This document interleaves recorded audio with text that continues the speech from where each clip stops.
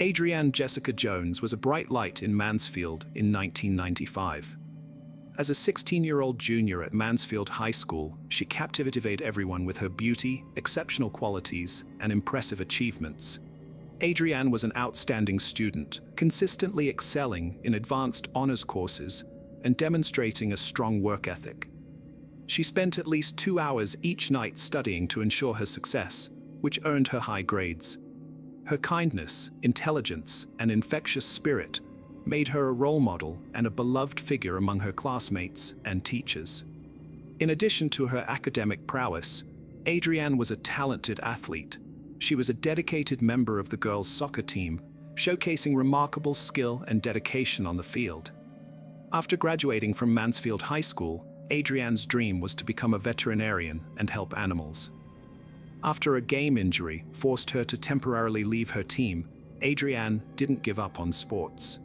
Instead, she joined the girls' cross-country team, which allowed her to stay active and improve her fitness. She threw herself into the new challenge, working hard to get in shape. Her dedication paid off, and she soon became a key member of the cross-country team. In addition to her academic and athletic pursuits, Adrienne also held down a part-time job, working 20 hours a week at a local fast food restaurant, Golden Fried Chicken. Despite her busy schedule, Adrienne enjoyed being the center of attention, particularly from teenage boys in Mansfield. Her friends would even describe her as a bit of a flirt. She took great care in her appearance, spending at least 2 hours each day on her makeup to ensure she looked perfect. Adrienne, like many teenagers, often tested the limits set by her parents. Despite her good nature, her parents were particularly protective of her due to the changing environment in Mansfield, where crime was on the rise. They implemented a strict 9 p.m. curfew on weekends to ensure her safety, requiring her to provide proof of her activities, such as ticket stubs, if she wanted to stay out later. To prevent her from sneaking out, her father also nailed her bedroom window shut. Although Adrienne occasionally disobeyed her parents and left the house at night to meet her friends, on Sunday, December 3, 1995, she was given special permission to stay up late to talk to her boyfriend, Tracy Smith, who was out of town with his parents. During their phone conversation, Adrienne's mother overheard her mention that another call was coming in. When asked about the caller's identity, Adrienne said it was David from her cross-country team, who seemed upset about something. Adrienne's family started their day as usual the next morning, but her mother's concern grew when she heard Adrienne's alarm still going off in her bedroom. When she went to check on her, she discovered that Adrienne was missing, and her bed had not been slept in. Despite trying to stay calm, Adrienne's mother quickly became worried. She initially thought Adrienne might have gone for an early morning run, but this idea was quickly dismissed when she saw Adrienne's running shoes still on the floor. In the past, Adrienne had occasionally sneaked out at night to meet friends, but she had always returned home by morning, making her mother even more worried about her disappearance. Worried about Adrienne, her parents contacted the police. Unbeknownst to them, a shocking discovery was made on a farm several miles away. At around 7 a.m., on Seton Road in Grand Prairie, Texas, a man was on his way to check his mailbox when he noticed that the gate to his property had been knocked down. Curious, he entered his farm and was met with an unsettling scene. Initially, the man thought he was looking at roadkill, but as he got closer, he realized it was a lifeless teenage girl lying on the ground. The man immediately called the police, who arrived to find a disturbing sight. The teenager had been shot execution style, with 2 bullet wounds on her left cheek and forehead. In addition to these gunshot wounds, her head had suffered severe injuries. Moreover, her arms and legs were covered in scrapes and bruises, indicating that she had run through the farm's barbed wire gate. A teenager's violent murder sparked a desperate investigation. The fact that she was found in her nightclothes suggested she had been preparing for bed when her life was brutally cut short. The execution-style killing led police to consider possible links to gang violence or drugs. After discovering the body on the farm, the Grand Prairie Police immediately alerted all nearby agencies, sending out a detailed description of the victim, including her age, height, weight, and other physical characteristics. They hoped that another agency might recognize the description and make a connection to a missing person. It wasn't long before the Mansfield police got in touch with Grand Prairie officers, having made a match. The Mansfield police identified the murdered teenager as Adrienne Jones. With the victim identified, the police had the heartbreaking task of informing Adrienne's parents about her tragic death. When they broke the news to her mother, she was overcome with grief. In the small town of Mansfield, news of Adrienne's murder spread quickly through her high school, leaving her classmates and friends devastated. Classes were interrupted as the news traveled through the halls, and students tearfully consoled one another. The town was on high alert following the discovery of Adrienne's body in a field, with rumors and theories circulating about her death. One theory was that Adrienne was involved in drugs, while others suspected a serial killer might be living among them. Adrienne's parents cooperated with the police, providing information about the last time they saw their daughter. Her mother specifically mentioned a phone call Adrienne had with her boyfriend, Tracy, and another teenager, David, who joined the call while Adrienne was on the phone. After midnight on the night of Adrienne's murder, one of her younger brothers heard a car engine outside their house. When he looked out the window, he saw a pickup truck driving away. The police were interested in identifying a person named David, who had called Adrienne that night. To learn more, they spoke with Adrienne's cross-country coach, who mentioned a team member named David Graham.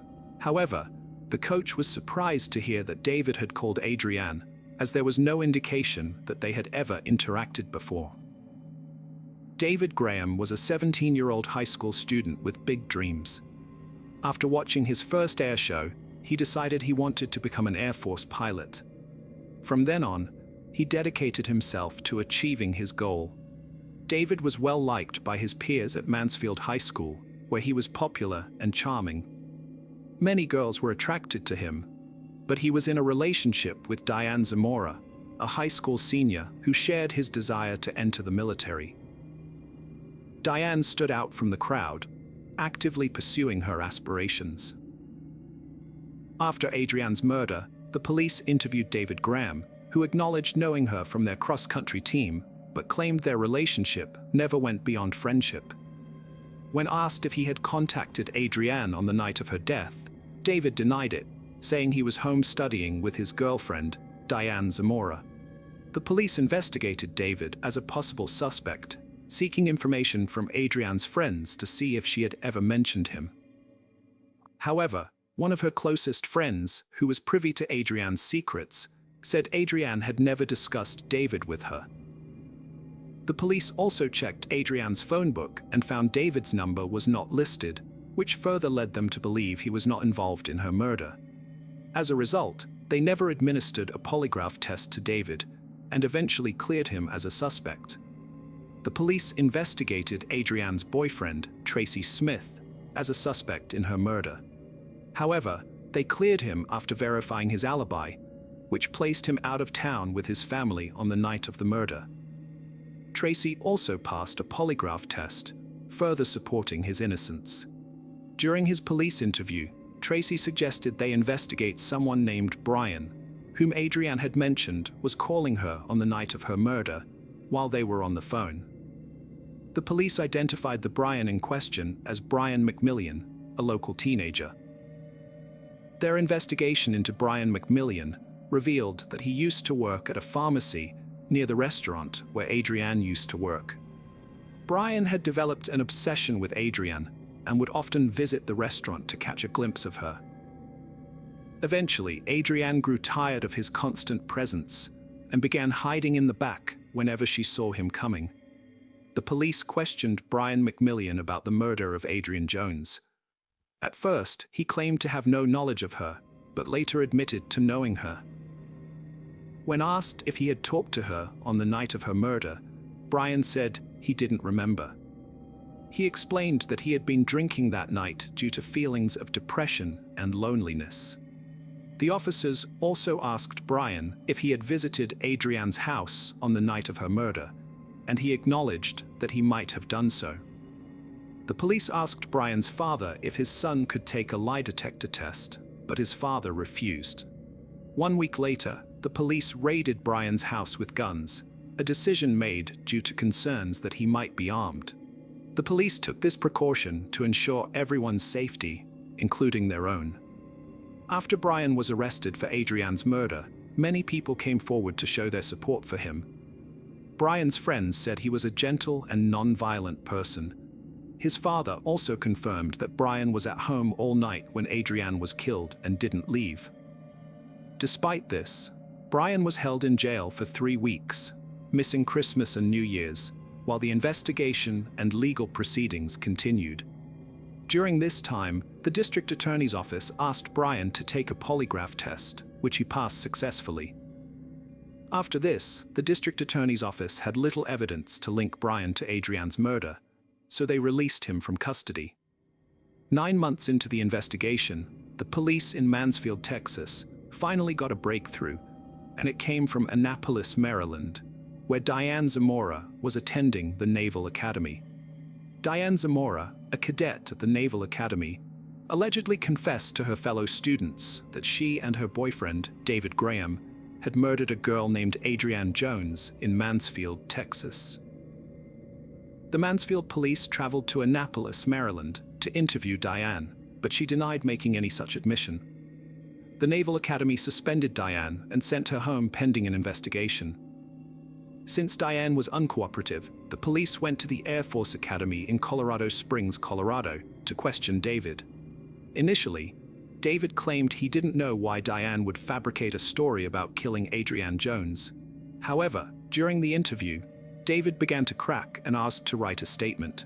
In a 4.5-page confession letter, David detailed how he and Diane planned and carried out the murder of Adrian Jones, including a cross-country event in November 1995, where he offered to drive Adrian home.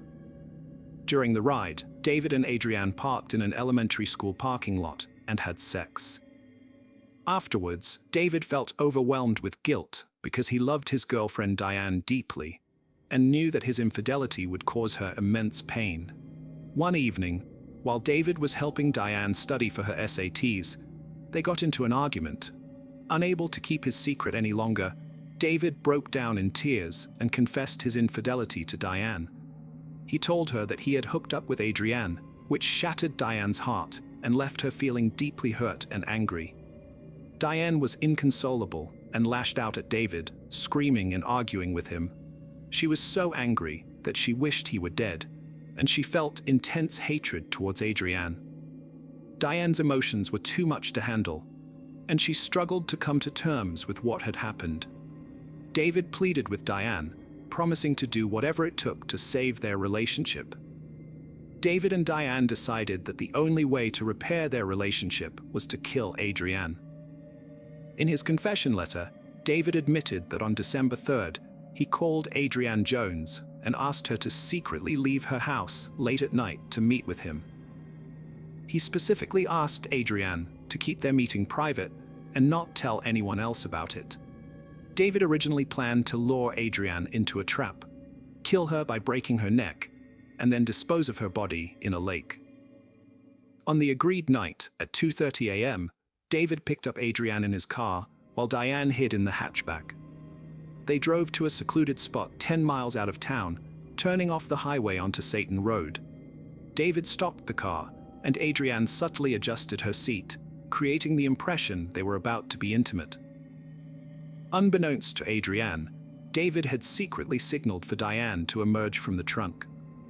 Diane came out of the rear of the vehicle and approached the front. Diane confronted Adrian, who was seated in the passenger seat. Diane then hit Adrian on the head with a weight from David's gym set. Despite being severely injured, Adrian managed to escape by crawling out of the car window. David and Diane panicked, and David grabbed his 9mm Makarov weapon to chase after Adrian. Adrienne was severely injured and collapsed in a nearby field due to her head wound. When David caught up to her, he shot her twice and then returned to his car. After Adrienne died, David and his accomplice Diane exchanged "I love you" as their first words to each other. The police later questioned Diane, who had a statement prepared to confess her involvement. David and Diane were arrested and charged with capital murder. Although they initially confessed, they later retracted their statements, with David claiming Diane acted alone and Diane alleging David committed the crime by himself. In 1998, Adrienne's mother requested that the death penalty be removed as a possible sentence for David and Diane. Diane's trial began in February 1998. Multiple witnesses testified that Diane showed no remorse for killing Adrienne. The jury found Diane guilty of capital murder, resulting in an automatic life imprisonment sentence, with the possibility of parole in 40 years. David Graham was convicted of murdering Adrienne Jones and received a life sentence, with the possibility of parole in 40 years. Moving on to the next case. Andrew and Naomi. Police immediately rushed to the crime scene, hoping to save 9-year-old Andrew and his 14-month-old sister, Naomi. An unknown man had carried out a brutal attack on the priest and his family. Leaving no traces behind, the perpetrator made the case one of the most challenging in the detectives' careers. Fortunately, they were able to locate witnesses who had seen everything. Their testimonies helped reveal the truth about what had really happened to the Hawkinsmith family. In 2013, in Danville, Kentucky, 35-year-old priest Michael Hawkinsmith, who had previously worked as a manager at a local pawn shop, was required to assume full control of the pawn shop due to the former owner's health issues. As a former priest, Michael had always been honest with people. He easily found common ground with others and was consistently willing to help. When he chose to get married, no one questioned his decision. Angie was his first love, and everyone regarded her as a very sweet and kind young woman. Michael literally worshipped the ground she walked on. When the couple had children, their bond grew even stronger. Together, they were a very happy family. As the Hawkinsmith family expanded, so did their business. The pawn shop, ABC Gold, Games and More, became a successful family enterprise, attracting regular customers such as broker Dan Smith, with whom they frequently conducted business on Fridays. Life seemed perfect for the Hawkinsmiths until one day in 2013, when an unknown man decided to shatter their peaceful existence. 6 minutes after receiving the phone call, police officers arrived at the scene. Upon entering the building, their attention was immediately drawn to a large, bloody trail that led them to Michael Hawkinsmith. Moments later, they found his 38-year-old wife, Angie. On the other side of the counter, they discovered the third victim, 60-year-old broker Dan Smith. All 3 victims had sustained gunshot wounds to the head and torso. A few minutes later, officers located Andrew Hawkinsmith and his little sister, Naomi, hiding in a closet. The officers' accounts detailed the unimaginable horror these young children had endured. Suddenly, the 9-year-old boy and his 14-month-old sister were left orphaned, having lost both parents. Upon examining the crime scene, police recovered 14 spent .22 caliber shell casings and 3 intact bullets, along with a briefcase belonging to Dan Smith. The victim's personal belongings and all cash in the register remained untouched, suggesting that robbery was not the motive. Unfortunately, the pawn shop had no surveillance cameras, posing a significant obstacle to the investigation. Police were forced to rely on locating potential witnesses. An employee of the nearby Rainbow Cleaners was able to describe a car that had parked near the building that morning. It was a silver minivan driven by a large man with a thick beard. While one group of investigators searched the surrounding area, another informed the closest relatives about the tragedy that had befallen their loved ones. Michael's parents struggled to comprehend that anyone in their right mind could wish harm upon their children.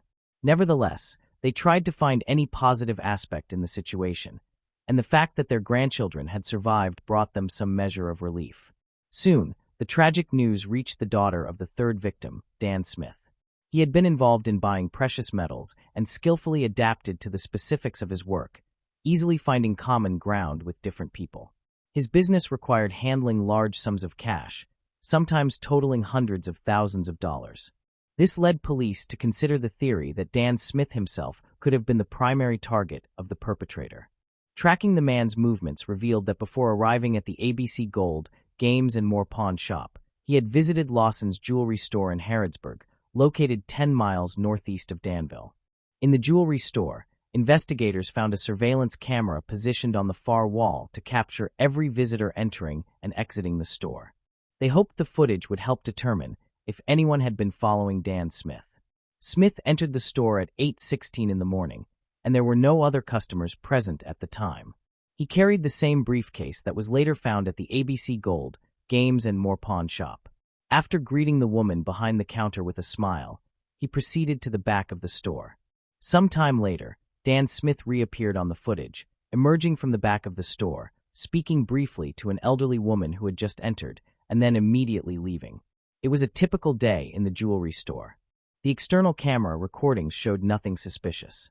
Police were left helplessly monitoring a man who had no idea he would soon become the center of a tragic event.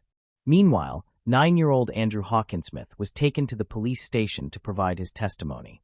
Andrew described how he had been at the pawn shop with his parents when Dan Smith arrived carrying a bag full of money. While his father and Dan were conversing, the stranger entered and immediately demanded the bag. According to the boy, Dan Smith promptly handed over his briefcase, after which the stranger shot him. "My father asked him to stop, but he also shot him with a pistol similar to the one I play with," Andrew said. Meanwhile, his mother instructed Andrew to take Naomi to the back of the store and hide in the closet. Andrew took his little sister and hid. It was then that the assailant aimed the gun at Angie. "I don't know who he is or why he did it, but it seems to me that the reason was money," the 9-year-old concluded.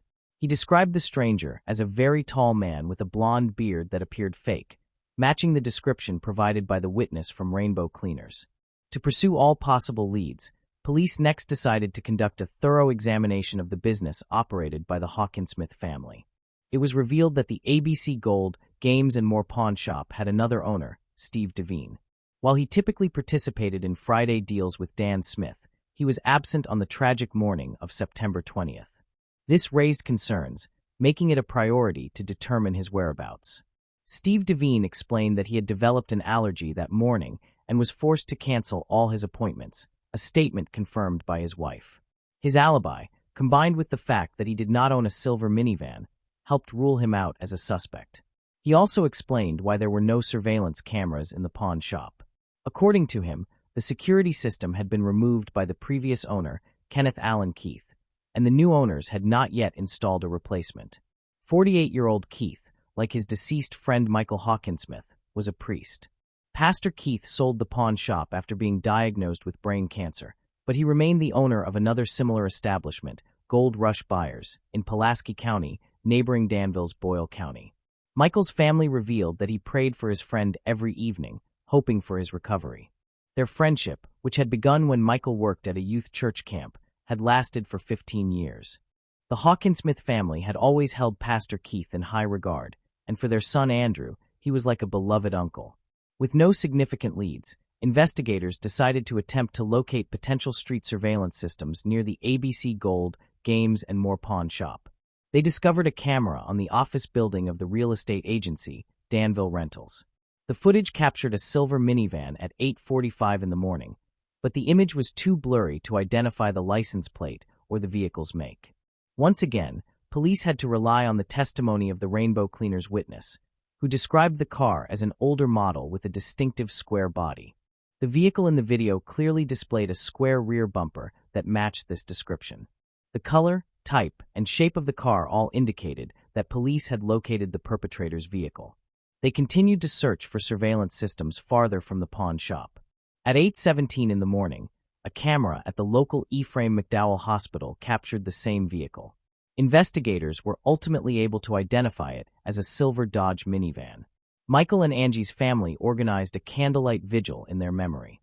Hundreds of compassionate people attended that evening, demonstrating the depth of love for the lost family members. Similarly, like the Hawkinsmith family, Dan Smith's close relatives were outraged that the whims of another person had resulted in the loss of their loved one. Despite their grief, they chose not to let anger dominate their emotions and participated in the funeral proceedings. Meanwhile, the Danville Police Department appealed to the public for any information regarding the perpetrator or his vehicle. Shortly afterward, on September 24th, the police received a call from Tracy Harold, a pastor in Warren, Michigan. He claimed to be a friend of Kenneth Keith and mentioned that during their last conversation, they had touched on the topic of the Danville murder. At that moment, Mr. Keith had seemed to change. Pastor Kenneth Allen told his friend that on that particular day, he had been driving to Danville to obtain medicine for his wife. He also expressed a sense of guilt about the incident, noting that he had given Michael Hawkinsmith the opportunity to become the owner of his former business. Keith suggested the theory that Dan Smith himself might have been the primary target of the attacker. He explained that Dan would come to him every Sunday to pawn all his gold, always carrying large sums of cash. Keith speculated that someone might have tracked Dan's route and ultimately targeted him, but there was more to the story. It emerged that the pastor's relationship with the Hawkinsmith family was not as straightforward as everyone had believed. These revelations raised suspicions, leading to Pastor Keith being added to the list of suspects. To verify his alibi, investigators decided to review surveillance footage from the Good Neighbor Pharmacy, where, according to the pastor, he had purchased medicine for his wife. At 9:24 in the morning, a man entered the pharmacy, indeed Pastor Kenneth Allen Keith, but he looked nothing like the man who had committed the triple attack just minutes earlier. He was not wearing a green jacket or a beard, which were distinctive features of the assailant. However, this did not entirely rule out his involvement in the attack. There was a 7-minute gap between Andrew Hawkinsmith's call to the police and the pastor's arrival at the pharmacy. Police decided to determine whether it was possible to travel from the crime scene to the Good Neighbor Pharmacy in such a short time. They found that the trip took approximately 5 minutes, making it plausible to commit the murders, quickly get into a car, and reach the pharmacy to establish a solid alibi. A key clue was that Pastor Keith owned an unregistered 2008 silver Dodge minivan. However, all the evidence was circumstantial and insufficient for an arrest. Investigators then enlisted Tracy Harold to participate in a series of fake phone calls aimed at the suspect. Fortunately, Tracy agreed. During these calls, Pastor Keith eventually revealed his true feelings toward the Hawkinsmith family. Then, what everyone had been waiting for occurred. Keith began discussing details of the case that had not been made public. He explained that he had left Danville and returned to Somerset, and then took his car to the car wash to prepare it for a planned family vacation. At 10:50 in the morning, Keith was seen on camera walking down the hallway toward the cashier's counter with a noticeable smile. It appeared evident that he was not involved in the horrific crime that had occurred earlier that morning. External camera footage covering the parking lot showed Pastor Keith leaving the car wash in the same silver Dodge at 11:25, matching all previously obtained images from various surveillance systems in Danville. At that point, investigators had sufficient evidence to arrest the suspect. He was offered a polygraph test to confirm or refute his involvement in the pawn shop crime. However, his response was highly unusual. Keith stated that he would be unable to pass the polygraph successfully because during his military service, he had been tasked with eliminating 3 individuals. Investigators then obtained a warrant to search Kenneth Allen Keith's pawn shop, where they discovered a fake beard and a substantial amount of cash. Police could not identify a legitimate source for most of the money. They also found bundles of bills wrapped in a ribbon with the name of the bank that issued them, revealing Dan Smith as the client. Further investigation showed that the money found in Keith's pawn shop had recently been withdrawn from the account of a deceased broker. Additionally, several .22 caliber shell casings were discovered in Keith's pawn shop. Ballistics analysis confirmed that they had been fired from the same weapon used to shoot the parents of young Andrew and Naomi. Based on all the evidence, Kenneth Allen Keith was charged with 3 counts of deliberate homicide and first-degree robbery.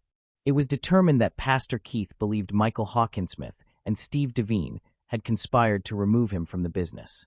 Knowing that Dan Smith regularly carried large sums of money, Keith decided to exact revenge on the day of their scheduled meeting at the pawn shop.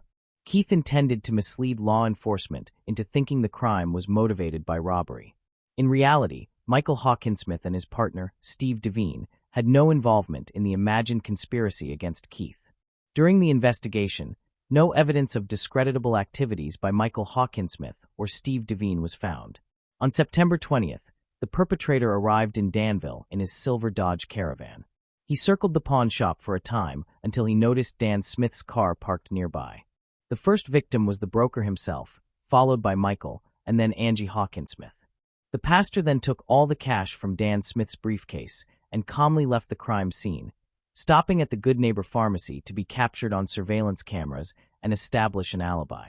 His decision to go to the car wash was another attempt to remove traces and destroy any evidence that might have been left on his vehicle. In 2017, just prior to the trial, Kenneth Allen Keith pleaded guilty to all charges. He was sentenced to life imprisonment without the possibility of parole. Before the trial, investigators obtained medical records from the Veterans Hospital and discovered that the pastor had never had a brain tumor. How could someone who appeared so spiritually devoted commit such a heinous crime? Furthermore, how could he live with the knowledge of what he had done? Moving on to the next case. April Tinsley. April Tinsley was born on March 18, 1980, in Fort Wayne, Indiana, as the oldest child in her family. She attended elementary school and was part of the children's choir at her local church. April loved spending time playing with her neighborhood friends. On Friday, April 1, 1988, at just 8 years old, April came home from school excited to play. After having lunch, she asked her mother for permission to visit her friend Nicole, who lived only a few hundred yards away. Her mother agreed since their neighborhood was considered very safe. Before April left, her mother reminded her to call Nicole upon arriving at her house and gave her an umbrella, as it was close to 3 p.m. and rain was forecast. A few minutes later, April arrived at Nicole's house and called her mother, who told her to return home by 4 p.m. When that time passed and April still had not returned, her mother began to worry that she might have been caught in the rain.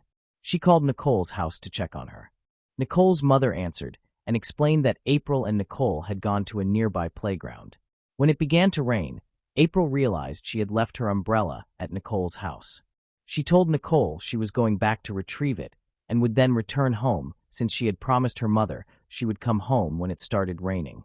April headed back first, while Nicole went to another friend's house to play, and the two girls went their separate ways. When April's mother still did not see her daughter return, she called Nicole's mother again to ask about the situation. Nicole's mother said that April had never come back to pick up her umbrella, even though she had left the playground almost an hour earlier.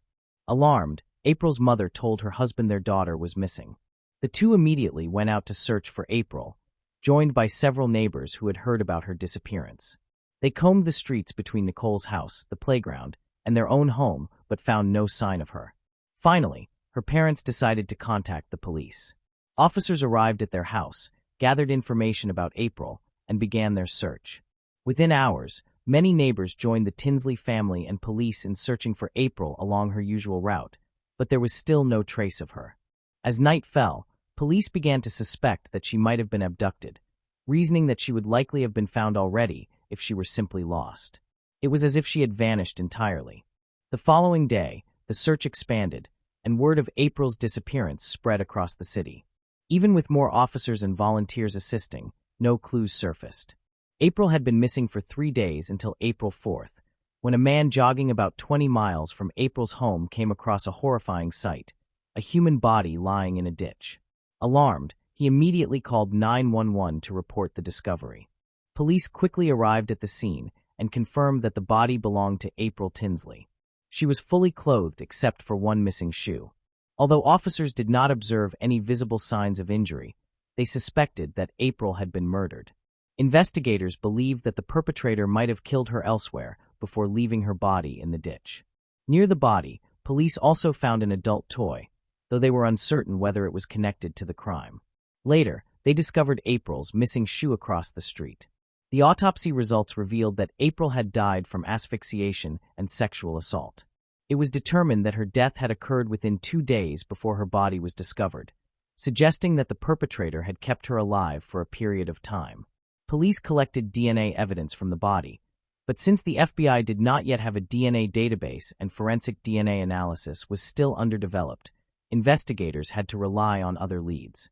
Following the discovery of April's body, authorities appealed to the public through the media, hoping to gather more information about the case. 2 significant clues emerged. One man reported to police that he had driven past the field where April's body was later found and had noticed an old blue pickup truck parked along the road. Police suspected that the truck could have belonged to the killer and believed that other witnesses might have seen it when the suspect disposed of April's body. The second clue was even more crucial. A woman who lived along the road connecting the playground and Nicole's house stated that she had seen a girl resembling April on the day she disappeared. Another witness reported that as April was walking down the street, an old blue pickup truck stopped beside her. Moments later, the truck drove off with her inside. The vehicle had blocked the witness's view, preventing them from seeing how the girl entered the truck. The witness further described the driver as a white male, about 30 years old, with blonde hair. Police created a composite sketch of the suspect and released it to the media, hoping that someone would recognize him. The FBI soon became involved in the investigation. Together with local police, they examined all men in the area with previous sex crime convictions and pursued every possible lead. Investigators later received a tip that the suspect's description matched that of a man allegedly involved in organized crime and Satanism. However, after checking him thoroughly, police found no evidence linking him to April's case. However, the police arrested him for a different crime. The investigators continued to pursue other leads, but they made no headway. This persisted for months until the investigation reached a dead end. During the probe into April's murder, police uncovered several other crimes against children and arrested multiple suspects, yet they were unable to identify April's killer. For many years, there were no meaningful updates on the case. In May 1990, however, a breakthrough occurred. A boy who lived roughly 10 miles from where April's body was discovered found a note on his shed. The note appeared to be from the killer, confessing to April's murder and implying that more killings might follow. The author of the note also asked whether police had found April's second shoe. This prompted detectives to suspect that the note's writer was indeed April's murderer. At the time, the media had not reported that April's shoe had been located several hundred yards from her body, information only the killer would likely know. Another notable detail was that the message had been written in pencil and then traced over in marker, suggesting to police that the perpetrator may have left the message months earlier and later returned to make it more visible. Authorities released a photograph of the message hoping someone would recognize the handwriting, but that effort produced no leads.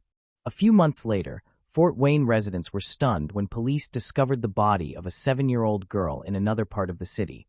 She had been sexually assaulted and died of asphyxiation. Because of the alarming similarities to April's case, investigators suspected the same killer had committed both murders. However, FBI analysts believed the two cases involved different perpetrators. No progress was made in either investigation until 1995, when it was determined that the second murder had been committed by a deceased family friend. That case was subsequently closed and was no longer linked to April's killing. Police continued to wait for more messages from the killer, whose original note indicated he enjoyed taunting authorities. Years passed with no new evidence. Then in 2000, the situation changed dramatically. A Fort Wayne girl found a Ziploc bag in her bicycle basket containing a chilling note. She gave it to her parents, who contacted police. The note read, "Hello, honey, I've been watching you. I'm the one who kidnapped, assaulted, and murdered April Tinsley. I have a gift for you. You will be my next victim if you don't call the police, and if I don't see this note on the local news tomorrow. I will destroy your house, kill everyone but you. You will be mine." Detectives were convinced the note's author was April's killer. Alongside the note, they recovered a used condom that was submitted for laboratory analysis. By 2004, DNA testing was routinely used, and investigators already had developed a DNA profile from the semen found on April's body.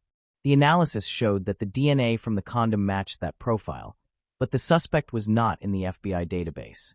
Police reopened April's case and soon received a report of a second note. Another girl had found a plastic bag containing a similar message. The note asserted that the writer had killed April Tinsley and threatened the finder as well. Inside the bag was another used condom, which likewise contained the same man's DNA. In the months that followed, officers received 2 more reports of similar bags found by other girls. In those incidents, the perpetrator included Polaroid photographs of his genitals. Detectives examined the images for clues to identify the suspect, but the only potentially useful detail was a green-patterned bedsheet visible in the background, apparently the killer's bedding. They searched for retailers selling similar sheets, but that effort produced no leads. Over the next few months, the perpetrator left 4 notes in total, then abruptly stopped communicating for years. In 2009, the FBI released a profile of the killer based on eyewitness descriptions, hoping it would generate new leads, but it did not help Fort Wayne police. The case remained a top priority for several reasons. Above all, investigators wanted to bring justice for April and hold her killer accountable. The perpetrator had taunted police with his letters, confident he would never be caught. He threatened other girls and left biological evidence for investigators to find. Police collected numerous biological samples over the years, but April's killer was never matched in the FBI database, indicating he had not been arrested for a serious crime and remained at large. In 2012, April's case was featured on a popular TV program about unsolved crimes. Yet without new leads, the matter went cold again. In 2015, detectives reopened the probe and contacted Parabon, a company that provides investigative genetic and creative services to law enforcement. Parabon builds portraits based on DNA samples, a technique that has helped solve several cases. The company produced a likeness of the suspect in April's case, which police posted online and shared with the media, hoping someone would recognize him. No useful tips followed. Undeterred, investigators contacted Parabon again in 2018 to employ a newer method called genetic genealogy. In this process, experts take a DNA sample and search public genetic databases to locate potential relatives of the DNA owner, even distant ones. They often identify thousands of matches, then research family trees to find someone who fits the suspect profile, for example, by sex, age, and location at the time of the crime. The key advantage of this method is that the DNA owner does not need to be present in any law enforcement database. This method works by identifying suspects through their relatives. The investigators handling April's case sent the killer's DNA sample to Parabon once again and waited for the results. Tracing the genetic lineage took months as experts analyzed extensive data. Eventually, they informed the police that they had narrowed the DNA link down to 2 brothers residing in Fort Wayne. The next step for investigators was to determine which of the 2 brothers was the killer. They located both men and collected their household trash, hoping forensic experts could extract DNA samples from it. 30 years after April's death, police finally obtained a DNA match between samples taken from April's body and those from a condom found at the crime scene, which led them to John Miller, age 59. He lived in a small town called Grail, near the location where April's body had been discovered. At the time of the murder, he was 29 and lived in a trailer. The next step for law enforcement was to obtain a direct DNA sample from John R. and question him. When officers approached his trailer, they told him they wanted to ask a few questions at the station. John asked them why they were there, and one officer told him to guess. He responded, April Tinsley. Police decided to bring him to the station for formal questioning. During the ride, John conversed casually with the officers. When the interrogation began, he confessed to kidnapping and killing April. According to his statement, on the day of April's disappearance, he deliberately went to Fort Wayne and drove around the streets searching for a girl to abduct. When he saw April walking alone, he stopped his car and told her to get in. John said April silently complied, which the investigators found odd. However, since witnesses did not hear any screams or signs of struggle, police did not dismiss the possibility that John had persuaded April to enter the vehicle willingly. He then took her to his trailer, where he sexually assaulted and murdered her. Afterward, he loaded her body into his pickup truck, drove to the fields, and left her in a ditch. He also admitted that the adult toy found near the body belonged to him. 6 months after his arrest, when John Miller's first trial commenced, he initially pleaded not guilty on the advice of his attorney. John was later offered a plea deal. Prosecutors had originally sought the death penalty, but agreed to replace it with a prison sentence if he admitted guilt.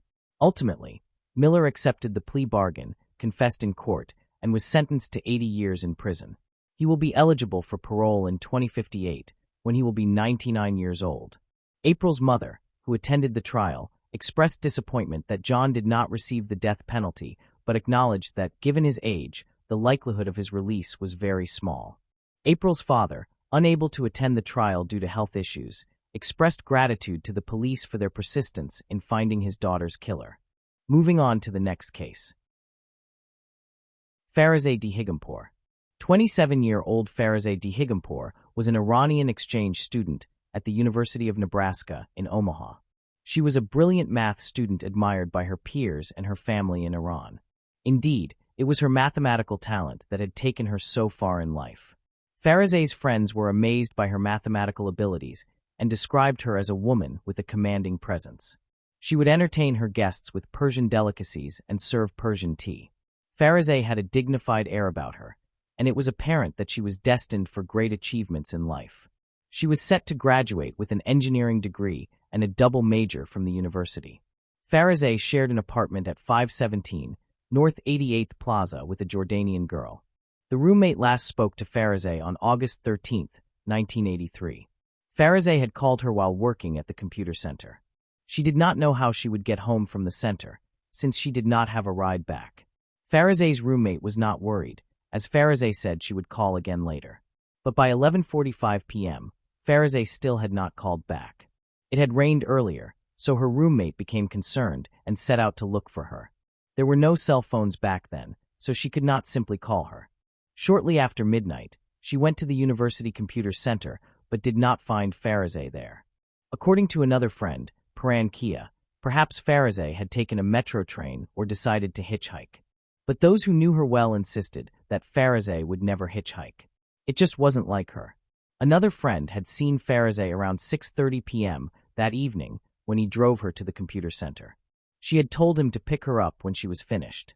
Since he was unable to return after midnight, Farazeh assured him that she would find her own way home. Her friends became increasingly worried when she had not returned by 3 a.m., but they eventually went to sleep. By 8 a.m., there was still no sign of Farazeh, and they knew something terrible had happened. A missing person report was officially filed on the morning of August 14, 1983, by another acquaintance, Abu Hassan, who lived nearby. A few hours later, fishermen walking along a gravel road called River Road came across something unusual and horrifying. They found Farazeh's undressed body dumped under a bridge over Pigeon Creek, north of Council Bluffs, Iowa. She appeared to have been brutally beaten. Her personal belongings and papers were discovered with her body, suggesting she may have been killed by someone she knew. Had she been kidnapped or attacked randomly, she would likely have dropped some of her things. Evidence indicated that she had been killed elsewhere and then brought to the bridge. According to Chief Deputy Sheriff Steve Troga at the time, an autopsy revealed that she had bled to death from multiple cuts to her throat and suffered 4 stab wounds to her abdomen. She had been physically and sexually assaulted. Officers recovered blood and hair samples from the bridge railing where Farazeh was found. Tests showed that while some of the blood did not belong to Farazeh, the hair was hers. Interestingly, the blood types found on the items differed, type O and type A. Type O matched Pharaoh's, but type A did not match anyone known. It belonged to another individual. However, that was the extent of what could be determined in the 1980s. Investigators initially questioned her acquaintances and collected fingerprints and hair samples from more than 100 UNO students during the month following the murder, but these efforts yielded no results. It was established that Pharaoh's had last been seen around 9:30 p.m. when she left the UNO campus, but no one witnessed anything suspicious. Pharaoh's roommate informed her family in England about her tragic death, who in turn notified her parents in Tehran, Iran. At that time, Iran was experiencing political unrest. The Shah of Iran had recently been exiled, and Ayatollah Khomeini had assumed control of the country. There were protests, conflicts, and reforms taking place. The director of International Student Services at UNO, Ms. Kia, disclosed that Pharaoh's was a member of a leftist Iranian political organization called Fashion, though she was not known to be highly politically active. Additionally, Ms. Kia stated that Pharaoh's was a quiet and serious individual, well-liked by her peers. No one had any apparent reason to harm her. She was not the kind of girl who would wander off with strangers or use illegal substances. Many people believed that Pharaoh's murder might have had a political motive. However, at least one official dismissed this possibility. Ultimately, her case attracted the attention of the FBI, with Herb Hawkins Jr. serving as the agent in charge of Nebraska and Iowa. They launched an investigation to determine whether a federal kidnapping statute had been violated. A crucial aspect of their inquiry focused on the location of the murder and the uncertainty regarding Pharaoh's condition when she crossed from Nebraska into Iowa. Essentially, The question was whether she was still alive when she crossed the state line.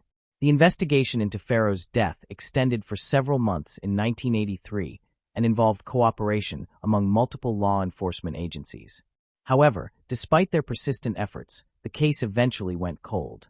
Decades passed as Farrow's case remained unsolved. The true breakthrough came decades later when Sergeant Jim Doty of the Pottawatomie County Sheriff's Office was contacted by UNO graduate Stephen Martin. Martin had traveled extensively for his career, but he never stopped thinking about Farrow's. In November 2020, he recalled an individual who had been cleared of suspicion in her case due to a reliable alibi. He reached out to Sergeant Doty.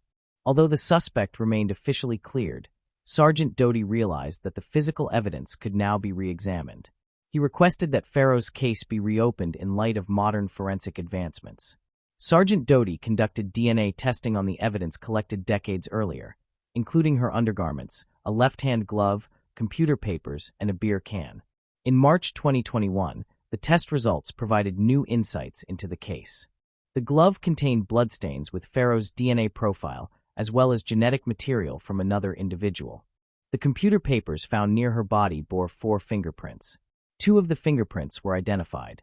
One belonged to Farrow's, and the other to a computer consultant at UNO. Surprisingly, there was a match in the combined DNA index system, CODI's database. The match was to a seasoned criminal named Bud Leroy Christensen. Christensen was listed as an offender and had a long history of serious crimes, including at least 3 convictions for assaulting a minor in 1972. 2 later offenses were similar in nature but involved adults, and they occurred more recently, in 2014. He had also been charged with possession at the time, was informed of the DNA match. The family finally had the answers they had been waiting for. He was so shocked that he could hardly speak or process the revelation. After 37 years, it was finally time for closure. Christensen was arrested in Omaha on April 30, 2021, and held on a $1 million bond. He waived his right to contest extradition to Iowa, where his trial would be held. 67-year-old Christensen was detained at the Douglas County Jail, awaiting transport to Pottawatomie County on a first-degree charge of taking an innocent life. He confessed to his crimes. At the time of Farrow's brutal killing, he would have been 30 years old. On April 6, 2023, Bud Leroy Christensen was sentenced to 50 years in prison for the murder of Farrow's. Stephen Martin and several of Farrow's former friends have been petitioning for her to receive a posthumous degree from UNO 38 years after her death, to honor her memory and achievements. She was said to have been one of UNO's brightest minds. Thanks to the persistence of the officers and friends who never gave up, they succeeded in putting a monster behind bars. Moving on to the next case. Gladys Arellano. 17-year-old Gladys Arellano lived in Boyle Heights, Los Angeles, in 1996. She was beautiful, intelligent, and had great aspirations for her future. Gladys was last seen on January 28, 1996, leaving her home. When she did not return later that day, her family reported her missing.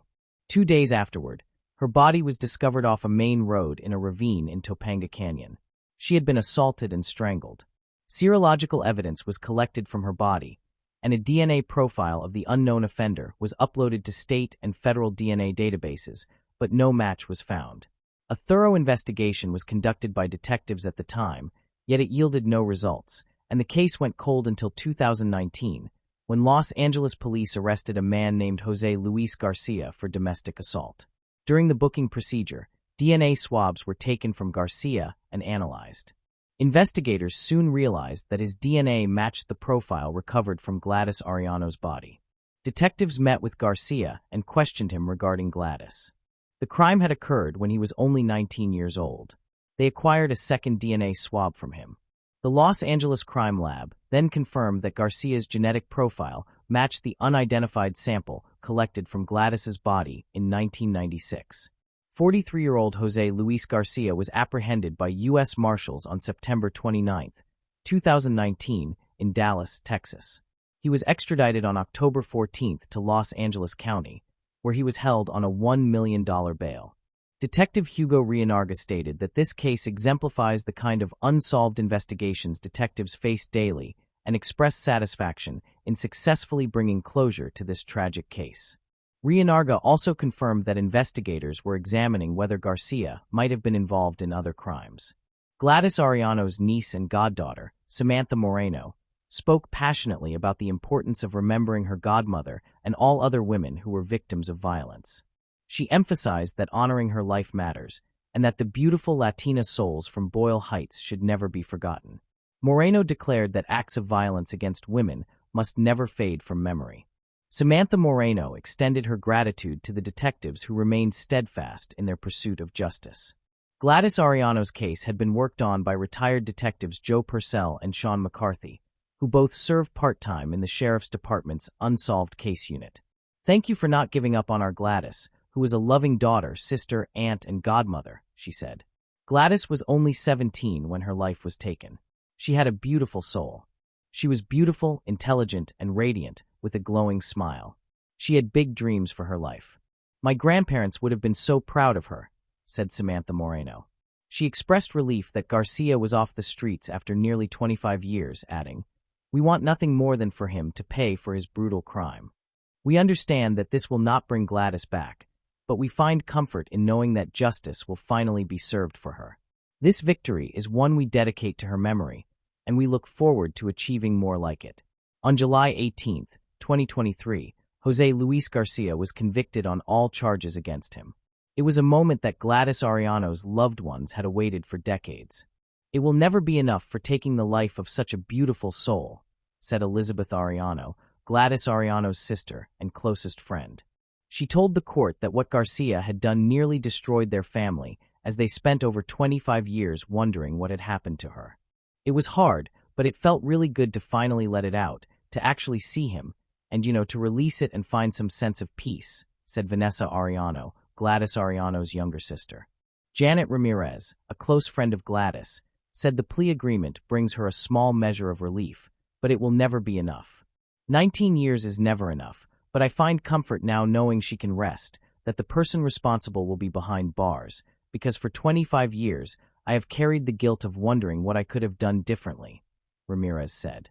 On August 15, 2023, Jose Luis Garcia was sentenced to 18 years and 8 months in prison for taking the life of Gladys Arellano. Garcia entered a plea of no contest to voluntary manslaughter, kidnapping, and domestic assault. According to the district attorney's office, he waived credit for the just over 1,000 days he had already spent in jail since his 2020 arrest. Retired Sheriff's Detective Joe Purcell, who led the cold case investigation, stated, "The truth is that we can deliver justice to individuals and to society. It is crucial not to allow these cases to remain unresolved. We must ensure that people pay the debt they owe to society." Moving on to the next case. Jermaine Ranmayan Carter.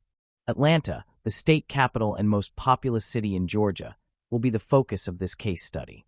It was here, on July 2, 2020, that Jermaine Ranmayan Carter, affectionately known as Baby Ocean, was born into the loving arms of his parents, Zakiya Morris and Jermaine Carter Sr., a cheerful infant. He was known for bringing his family immense joy with his radiant smile. Tragically, his bright life was cut short before it could truly begin. When Baby Ocean was 6 months old, on February 2, 2021, he was taken to Easter Seals Center Sylvan, a daycare facility in southwest Atlanta. A few hours later, staff discovered that the infant was unresponsive. An ambulance arrived promptly after a 911 call was made. The child was rushed to the hospital, but sadly, he could not be saved. At first, Baby Ocean's death was believed to have been caused by natural circumstances. However, in 2023, nearly 2 years after the heartbreaking event, Zakiya, the baby's mother, contacted the police. The exact content of this call remains undisclosed, but it led to a renewed investigation into the circumstances surrounding Baby Ocean's death. After the incident, law enforcement reached out to the Georgia Department of Early Care and Learning in an effort to identify the daycare staff members who had been present that day. Through this inquiry, authorities identified 2 individuals who had been working at the facility when the tragedy occurred. One of them was a woman named Stephanie Thompson. As the investigation continued, crucial details about what transpired that day began to surface. In her interview, Stephanie recounted that Baby Ocean had fallen asleep in her arms. She carefully placed him on a boppy pillow, ensuring he was lying on his back, and then turned her attention to work on her laptop. At that moment, the other staff member was not in the same room where baby Ocean was sleeping. While Stephanie was still occupied, two other children in her care woke from their naps, and she proceeded to attend to them. When Stephanie last checked on baby Ocean, he was still asleep, but after being left alone, the 6-month-old began making noises. The child raised his arm, and Stephanie assumed he was simply shifting his position.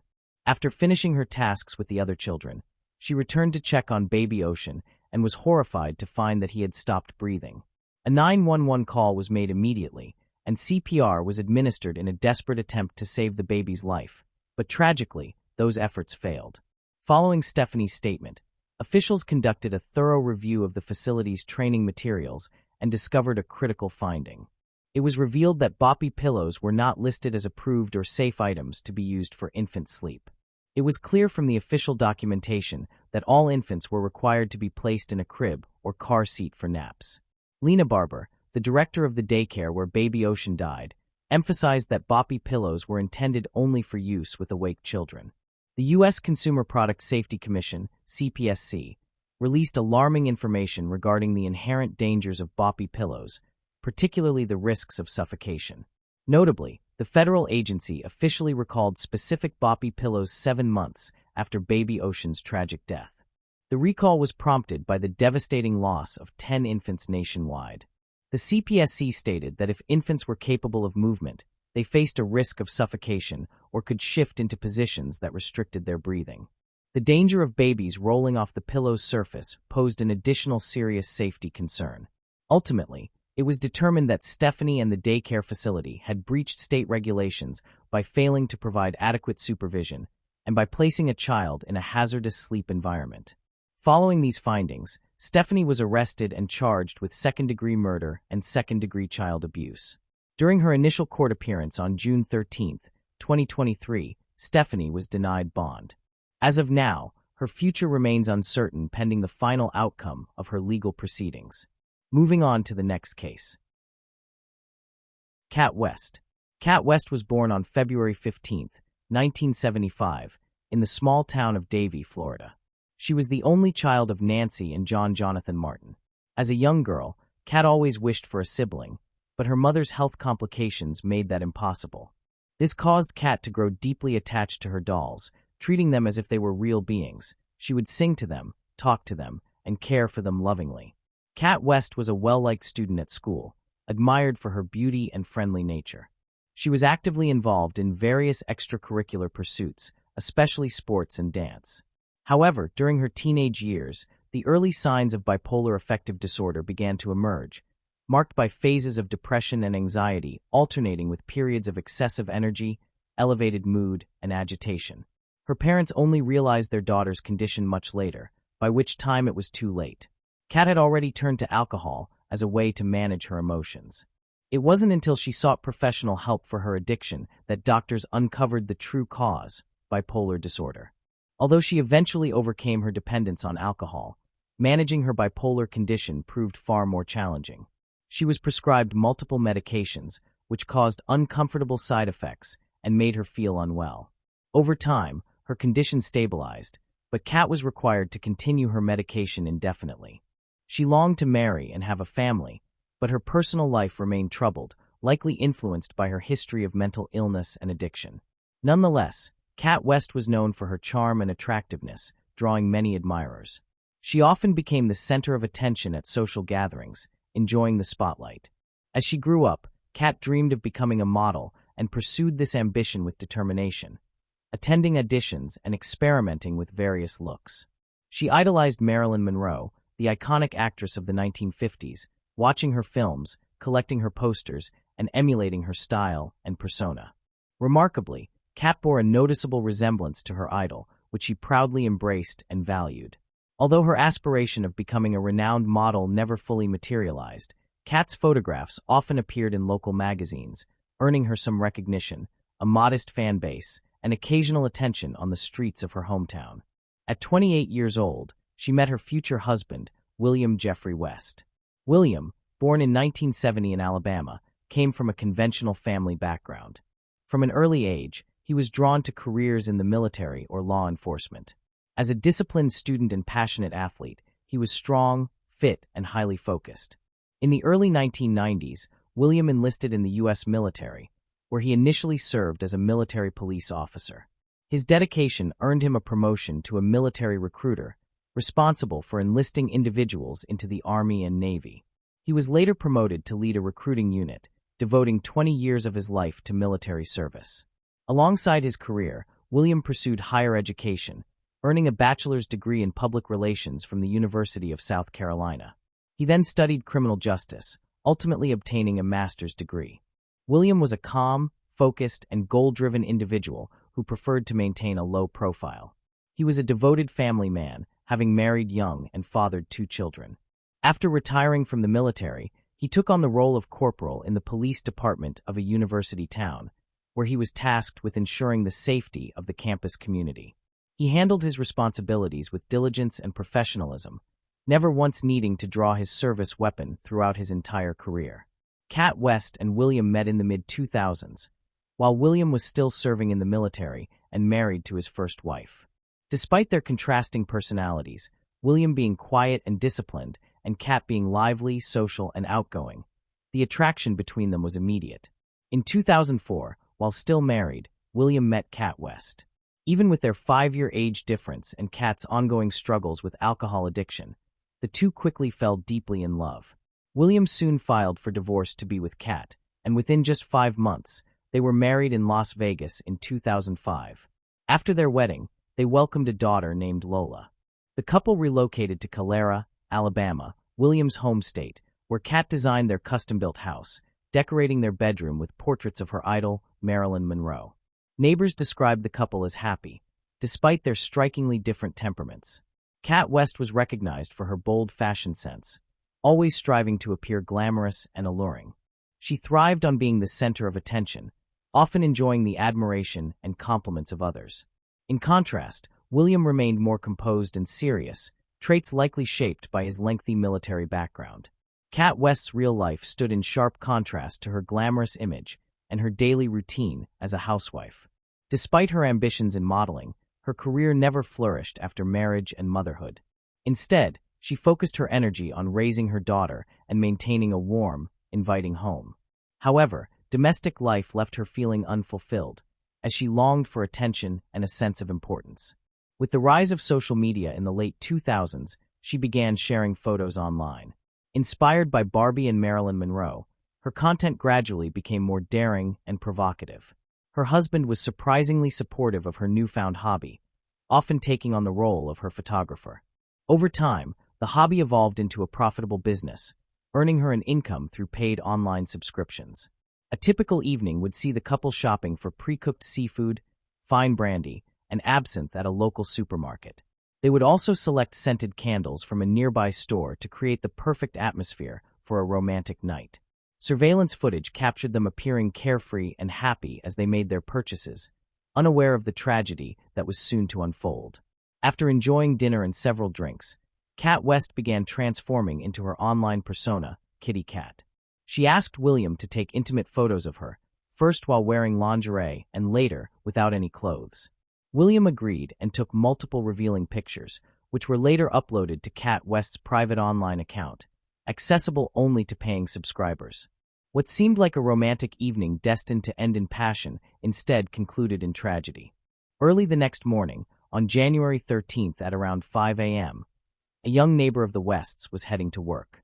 Although dawn had not yet fully broken, there was enough light for her to notice something strange as she passed by the West residence. At first, she didn't understand what she was seeing, but as she slowed down, she realized it was a nearly naked woman lying motionless on the road. She also thought she noticed a figure standing at the house's doorway, but the person quickly vanished into the shadows upon seeing her approach. During her later questioning, the neighbor could not clearly confirm whether she had seen Cat West's attacker enter the house or run down the street. Shocked and uncertain, she hesitated to move closer to the body. After returning home, she told her parents what she had seen, and together they contacted emergency services to report the disturbing discovery. At the dispatcher's request, the neighbor reluctantly approached the body while waiting for help to arrive. She identified the woman as Cat West and checked for a pulse, but sadly there was none. Kat West's body was cold and rigid. She was found lying face down on the pavement, wearing only a bright pink bra top. A pool of blood surrounded her head. Nearby was a bottle of absinthe with both bloodstains and spilled liquid on the ground, and a short distance away lay her shattered smartphone. As the neighborhood was typically quiet, there were no witnesses to the incident, which remained deeply mysterious. Kat West's car had last been seen around 8:30 p.m., and her body was discovered at 5 a.m. The one person who might hold crucial information about what happened was her husband, William West. The investigation continued, with Detective Michael Melhoff among the first to arrive at the scene.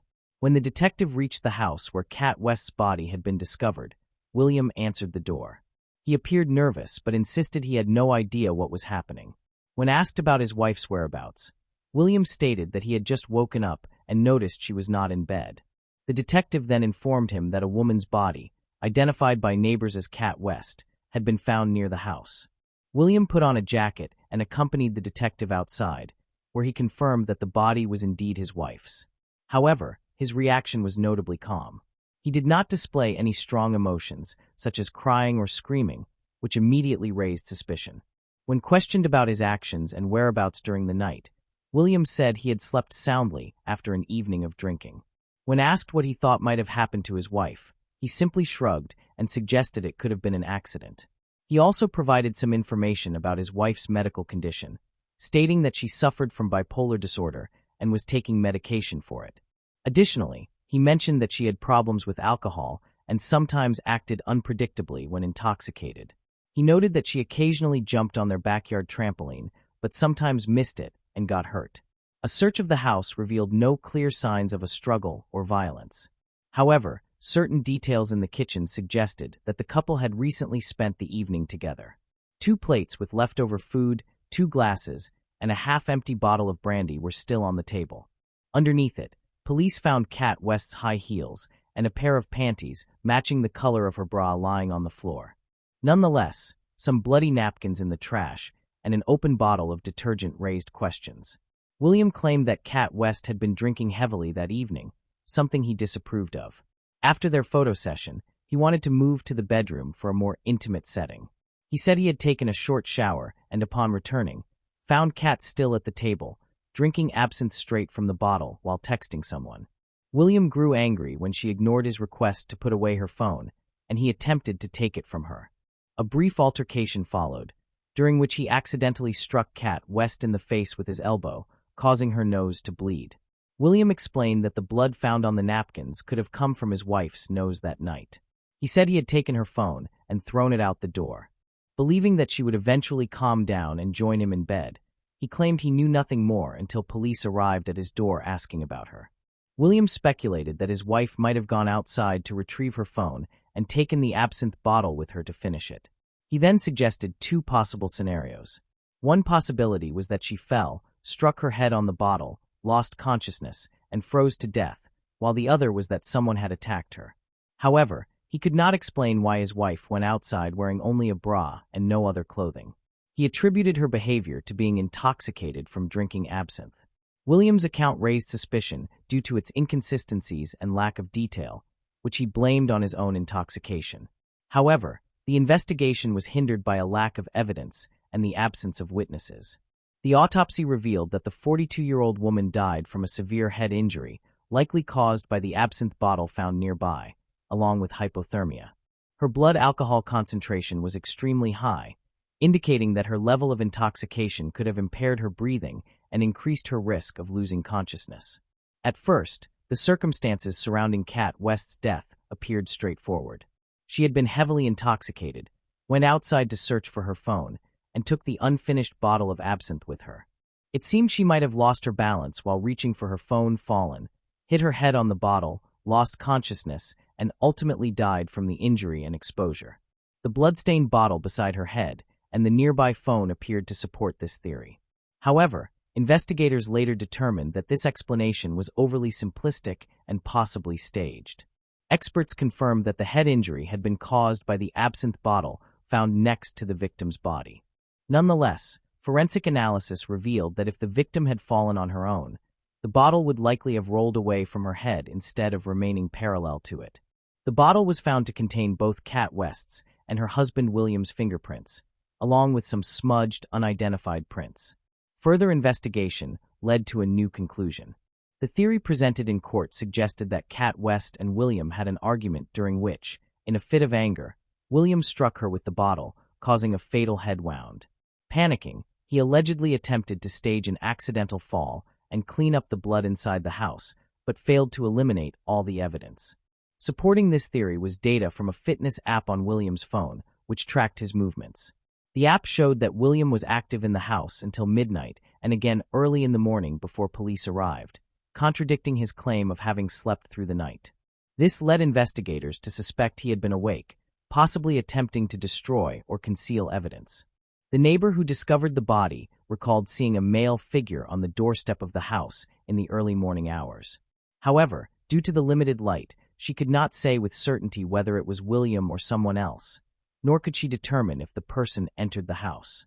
This information intrigued investigators, especially since Kat West's online persona, Kitty Cat, had attracted numerous male admirers who paid to view her provocative photos. This theory proposes that a particularly devoted admirer may have been responsible. As a homemaker, Kat West often received messages from different men, some of whom sent inappropriate proposals. However, she kept her boundaries, and no direct threats or harassment were found in her correspondence. A few insistent fans who lived in other states were promptly eliminated as suspects.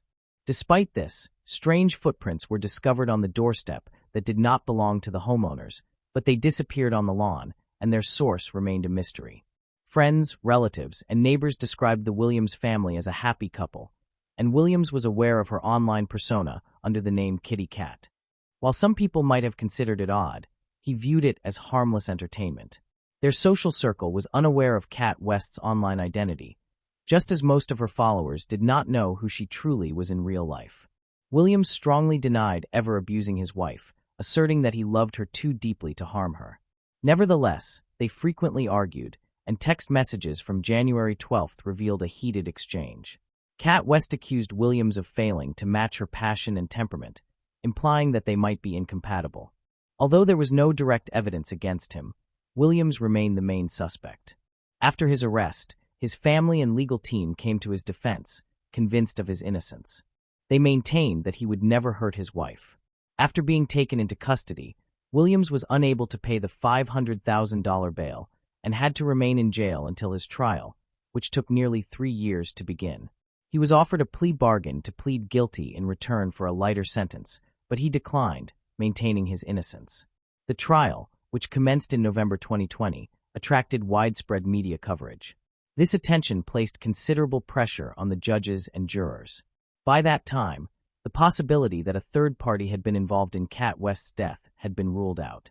The prosecution argued that all the evidence pointed to Williams as the person responsible for his wife Kat West's death. They claimed that, driven by jealousy and under the influence of alcohol, he struck her with a bottle, causing her fatal injury. In an attempt to hide his actions, they alleged that he staged the scene to appear accidental and removed traces of evidence from the house. In contrast, Williams's defense argued that Kat West's death had been an accident. They emphasized that her extremely high blood alcohol content would have severely impaired her coordination and balance. Kat West's mother testified in Williams's defense, describing her daughter as eccentric, but emphasizing that Williams loved her unconditionally and would never harm her. She also pleaded with the court to consider the welfare of their daughter, Lola, who had already lost her mother and now faced losing her father as well. On January 11, 2021, the jury returned a guilty verdict for involuntary manslaughter. Consequently, Williams was sentenced to the maximum penalty of 13 years in prison, with credit for the time he had already served. Interestingly, had he accepted the original plea deal that was offered to him, he might have already regained his freedom by now. Unfortunately, all of Williams's appeals, pursued by his legal team, have been unsuccessful so far. Moving on to the next case. Liana Friedenbach. Liana Friedenbach was born in São Paulo in May 1987. She grew up in a wealthy family and was the eldest of 2 children. Her father, Henry Friedenbach, was a successful and well-respected lawyer in the city. Her boyfriend, Felipe Café, also from São Paulo, was born in July 1984. However, He was raised in a large family that faced serious financial difficulties.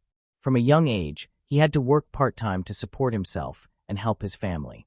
When the two met while still in school, their friendship gradually deepened and eventually blossomed into first love. They had to conceal their relationship in every possible way. It is worth noting that Liana's parents were religious and raised her with strict discipline. Liana had been educated in religious values and took part in religious activities since childhood. Her parents did not approve of romantic relationships at a young age. Moreover, the difference in their social backgrounds also played a major role.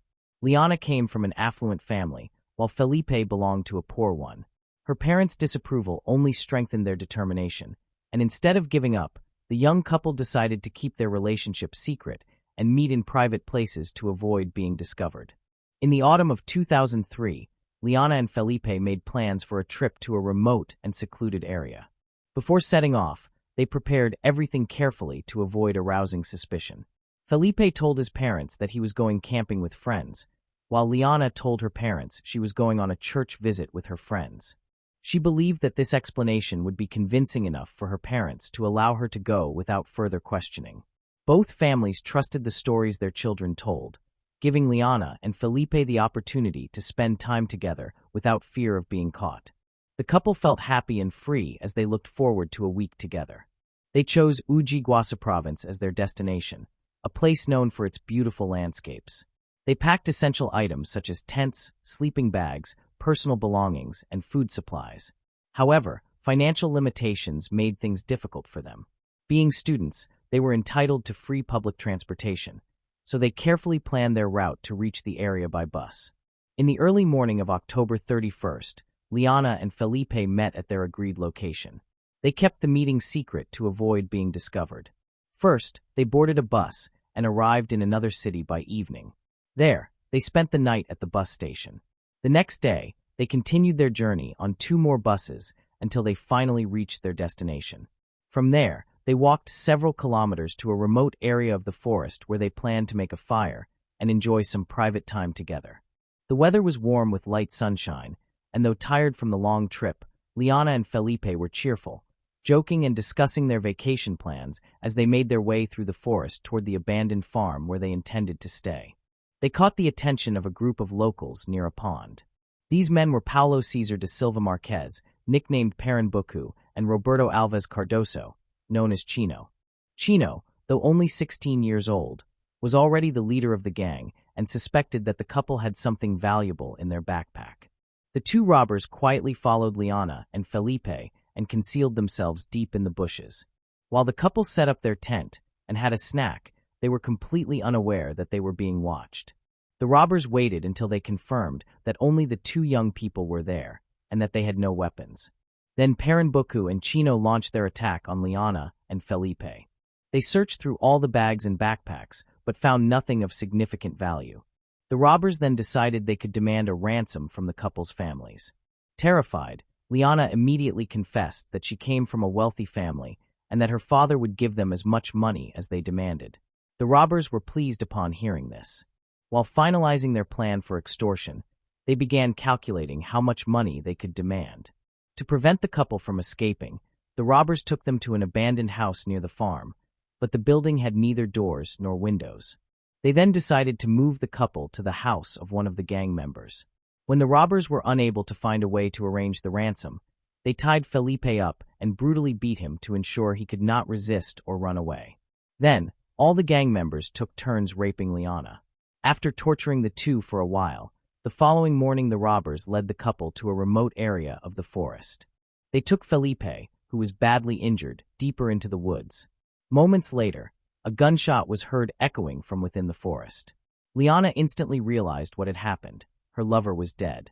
The robbers told her that they had let Felipe go, but in truth, they intended to keep her as their captive, treating her as an object for their amusement until they grew tired of her. After their daughter left, Liana's parents quickly discovered that she had not gone on a church trip with her friends, as she had claimed. They also failed to reach her friends to ask about her whereabouts.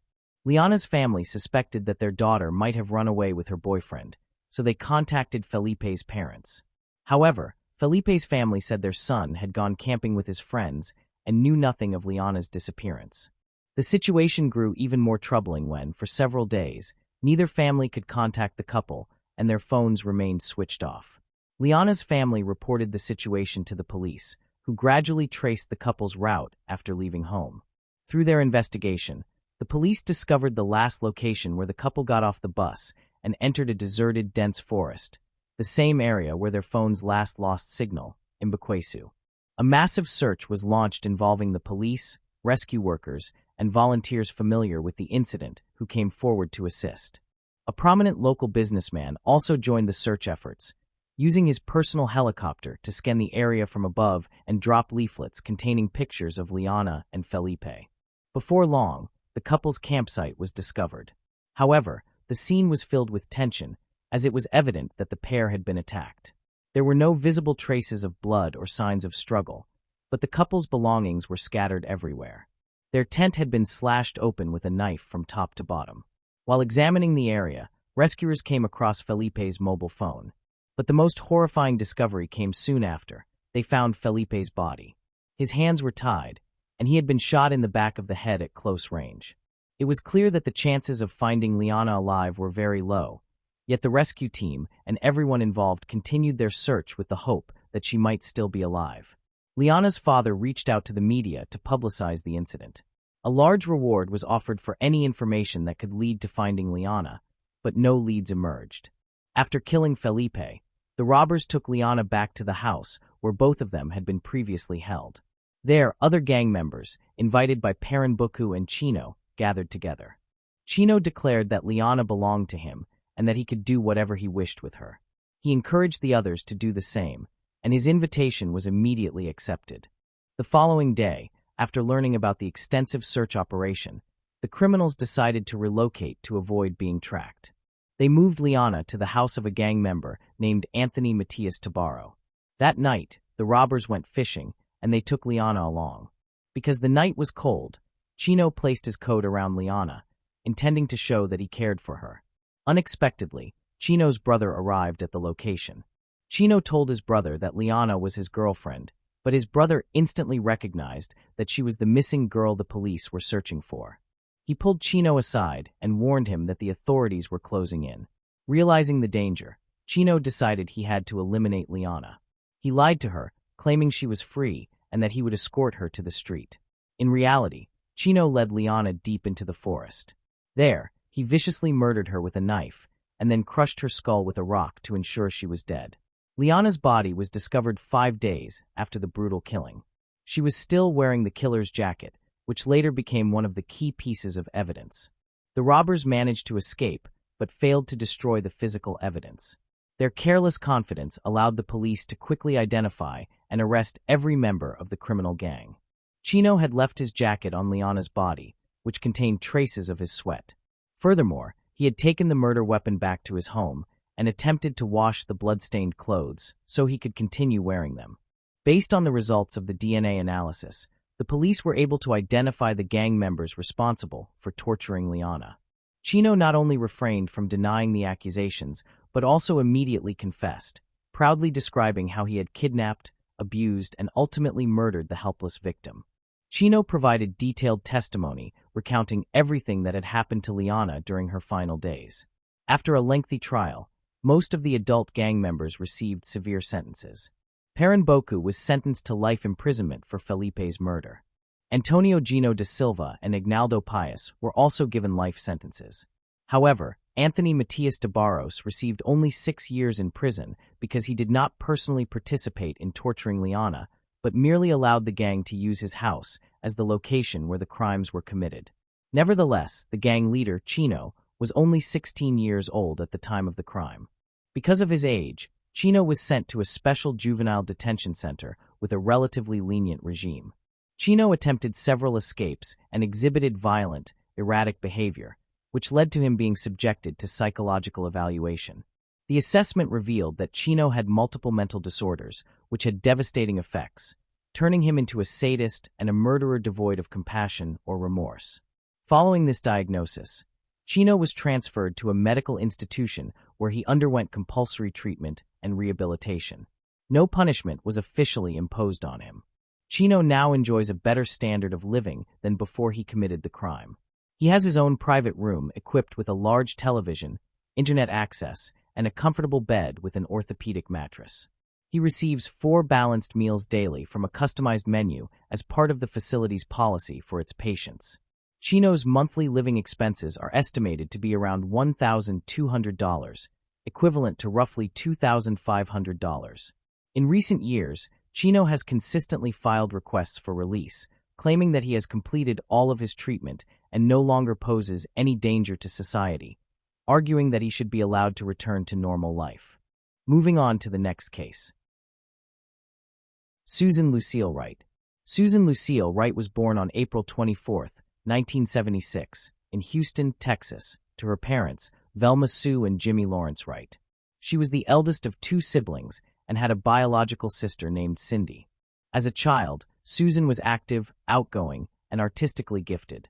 During her school years, she developed a strong passion for dancing and dreamed of becoming a choreographer. With her attractive looks and slender figure, she often drew attention and enjoyed being in the spotlight. After finishing high school, Susan attempted to enter college but was unsuccessful. To save money for her future education, she decided to take a break from her studies. During this time, she found employment as a dancer at a popular nightclub, performing partially nude on stage. Eventually, she decided to quit her job and use her savings to enroll in evening classes at a nursing school. To support herself and remain independent, Susan took a job as a waitress at a restaurant while continuing her education. However, she soon realized that medicine was not her true calling and began struggling to afford her tuition. As a result, she stopped attending classes to focus entirely on her work. In the summer of 1997, 21-year-old Susan met her future husband, Jeffrey Andrew Wright, at the Galveston restaurant where she worked. He was immediately captivated by her beauty and bright smile, soon becoming a frequent customer and leaving generous tips. After some time, Jeffrey gathered the courage to ask Susan for her phone number. He began calling her daily, sometimes several times a day, arranging romantic dates and surprising her with thoughtful gestures such as sending flowers with affectionate notes to her workplace. In the evenings, he would walk her home after her shift. Although Jeffrey was 8 years older than Susan, she did not see this as a problem. His charm, attentiveness, and caring nature quickly won her heart. However, it soon became evident that Jeffrey struggled with alcohol and substance abuse.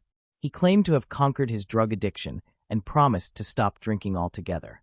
Susan, being young and deeply in love for the first time, believed his words. She thought their love could overcome any challenge.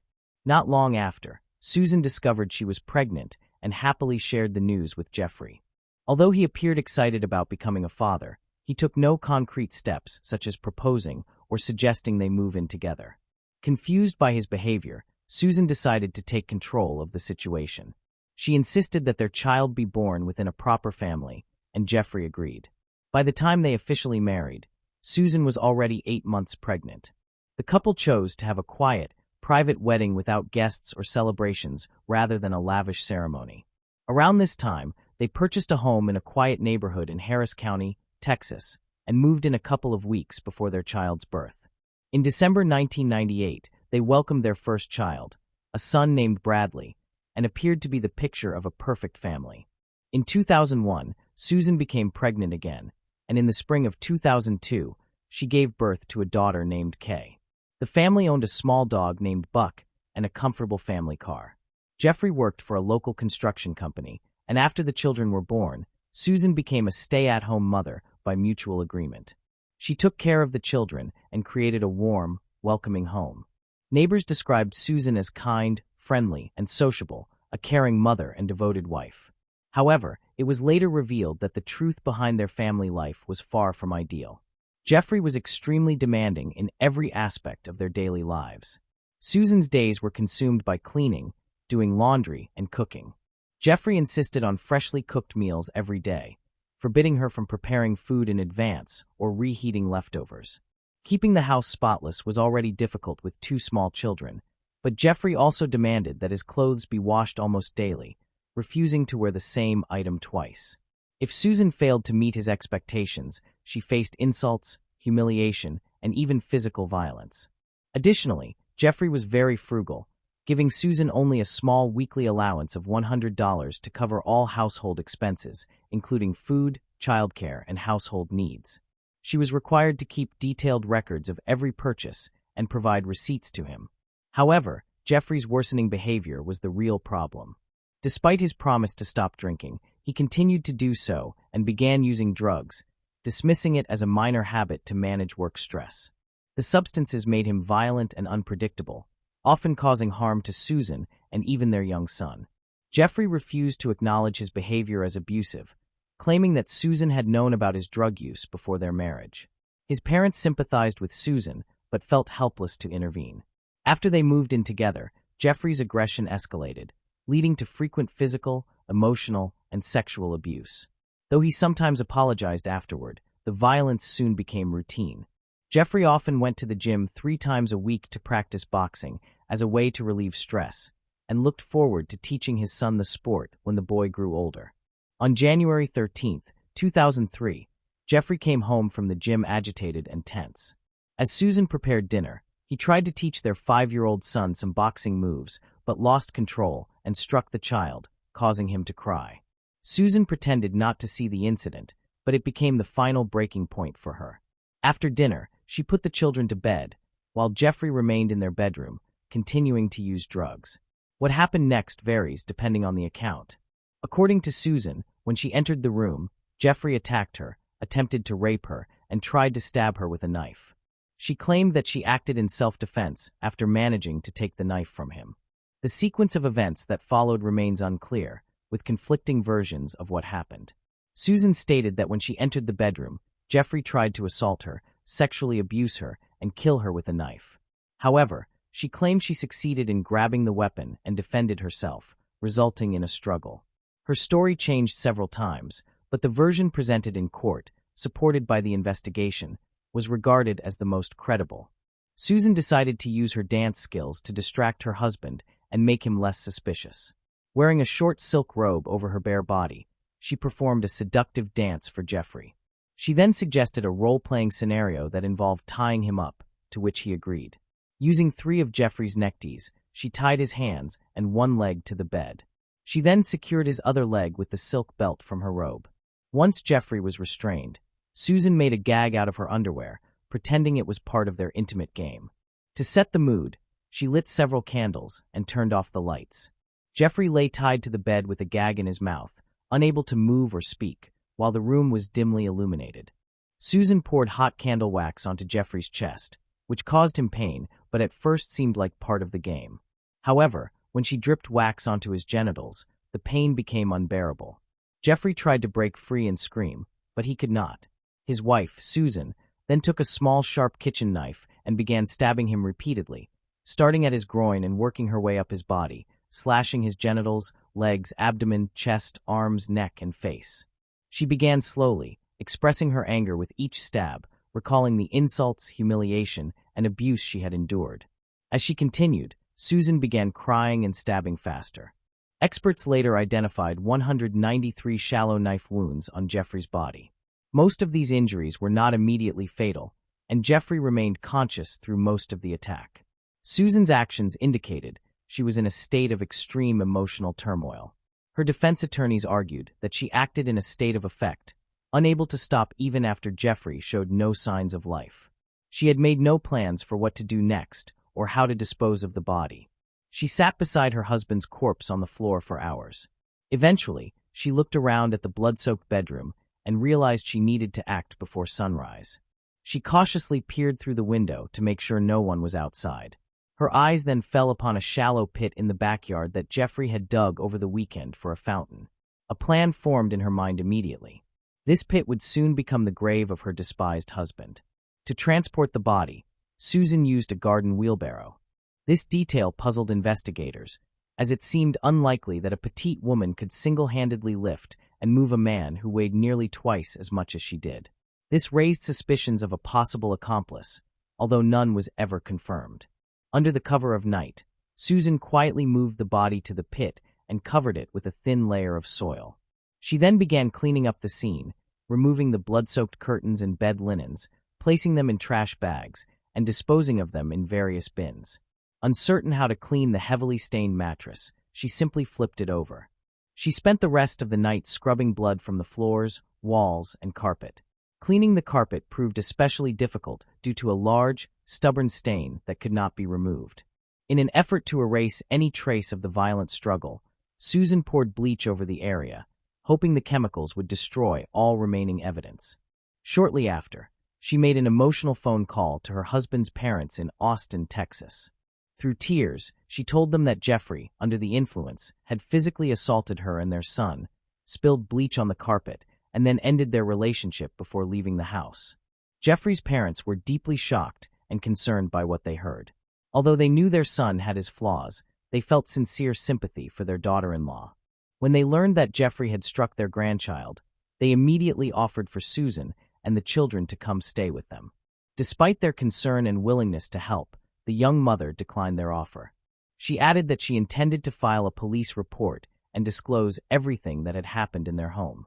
2 days later, Susan went to the police station, as her husband's sudden disappearance had become increasingly suspicious and required official action. Susan told police that she and her children were victims of domestic violence committed by her husband and that they needed protection. She successfully obtained a restraining order against Jeffrey, preventing him from approaching her or the children, even though she already knew he would never be able to come near them again. As evidence, Susan showed bruises and cuts on her arms, which she claimed had been caused by Jeffrey using his keys when she tried to defend herself. She also had a small bruise on her face, and explained that her husband had struck her there as well. At first, the tearful woman's account seemed both believable and coherent. She claimed her husband, intoxicated and high, had attacked her and their young son, but, realizing what he had done, became frightened and fled. However, suspicions began to arise when days passed without any sign of Jeffrey. He had seemingly disappeared without taking any of his belongings, documents, or mobile phone. He failed to show up for work, never visited his parents, and none of his friends or neighbors had seen him. It was as though he had vanished without a trace.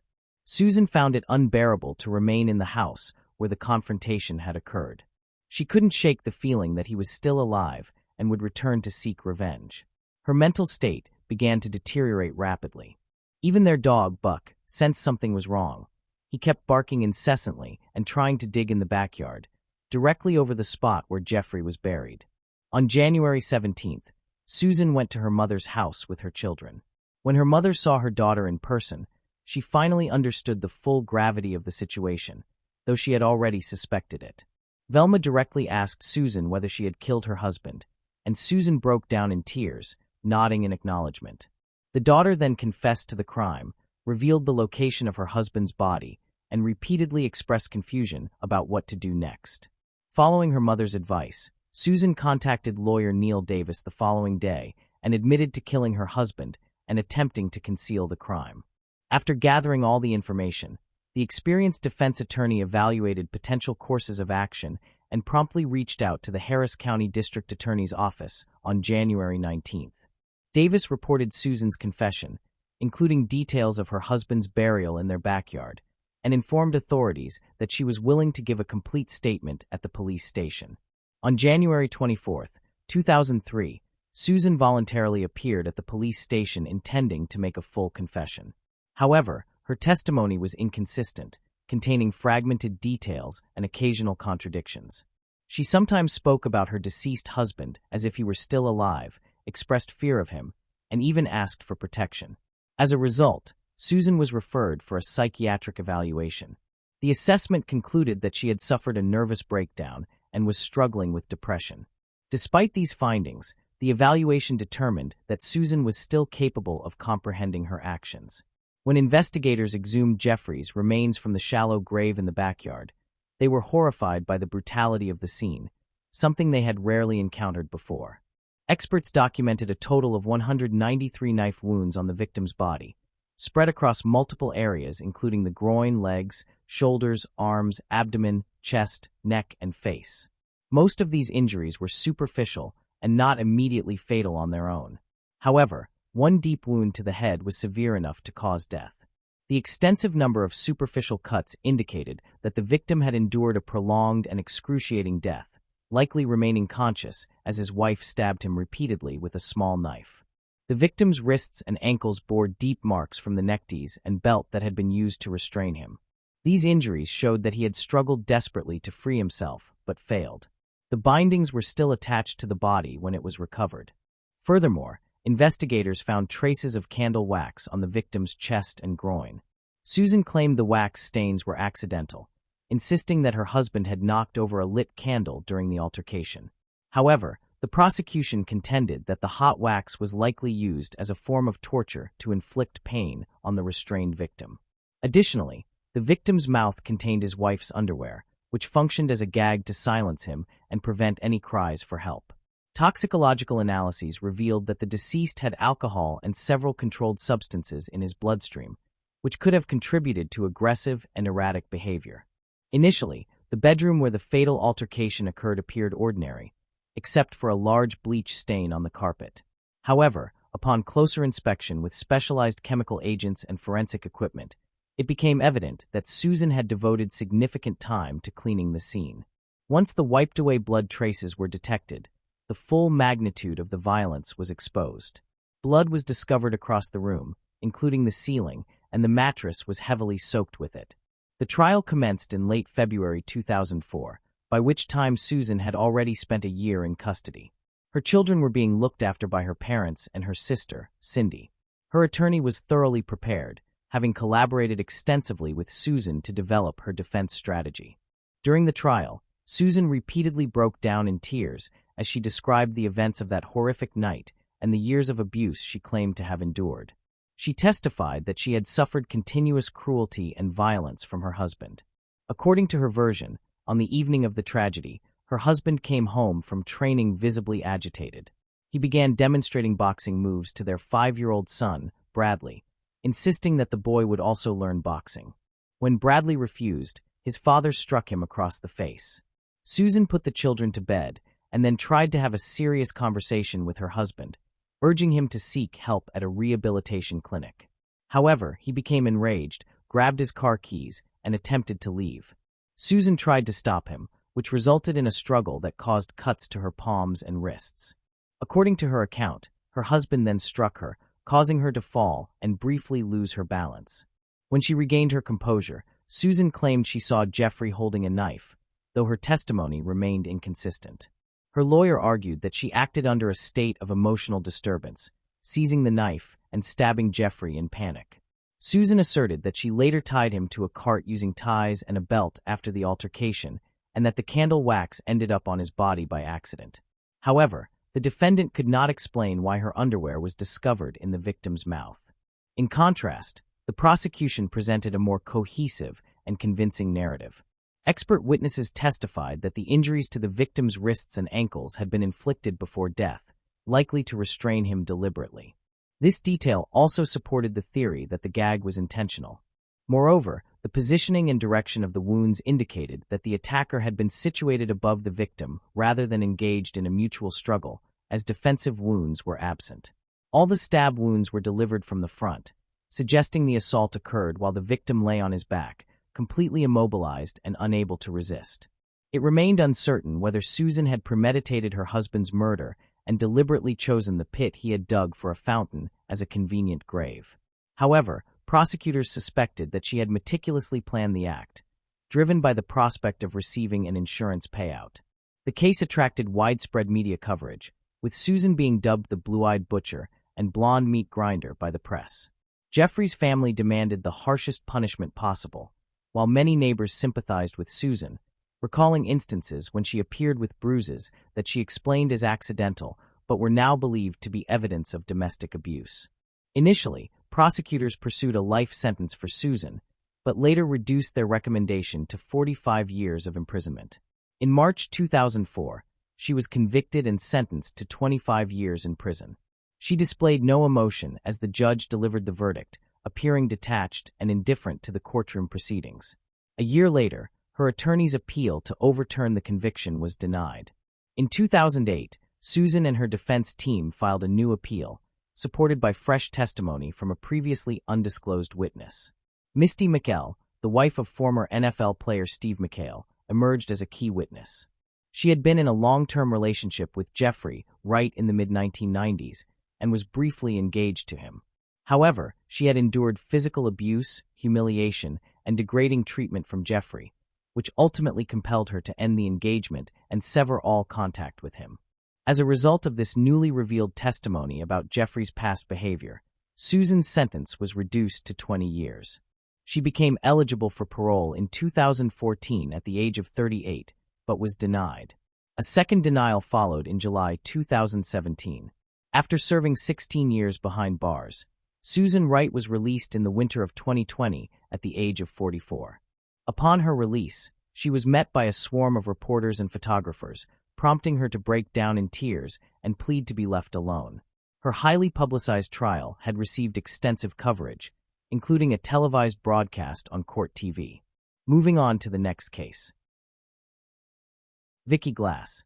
Vicki Glass was born on September 21, 1979, in Stockton-on-Tees, a small town in northeastern England situated on the banks of the River Tees.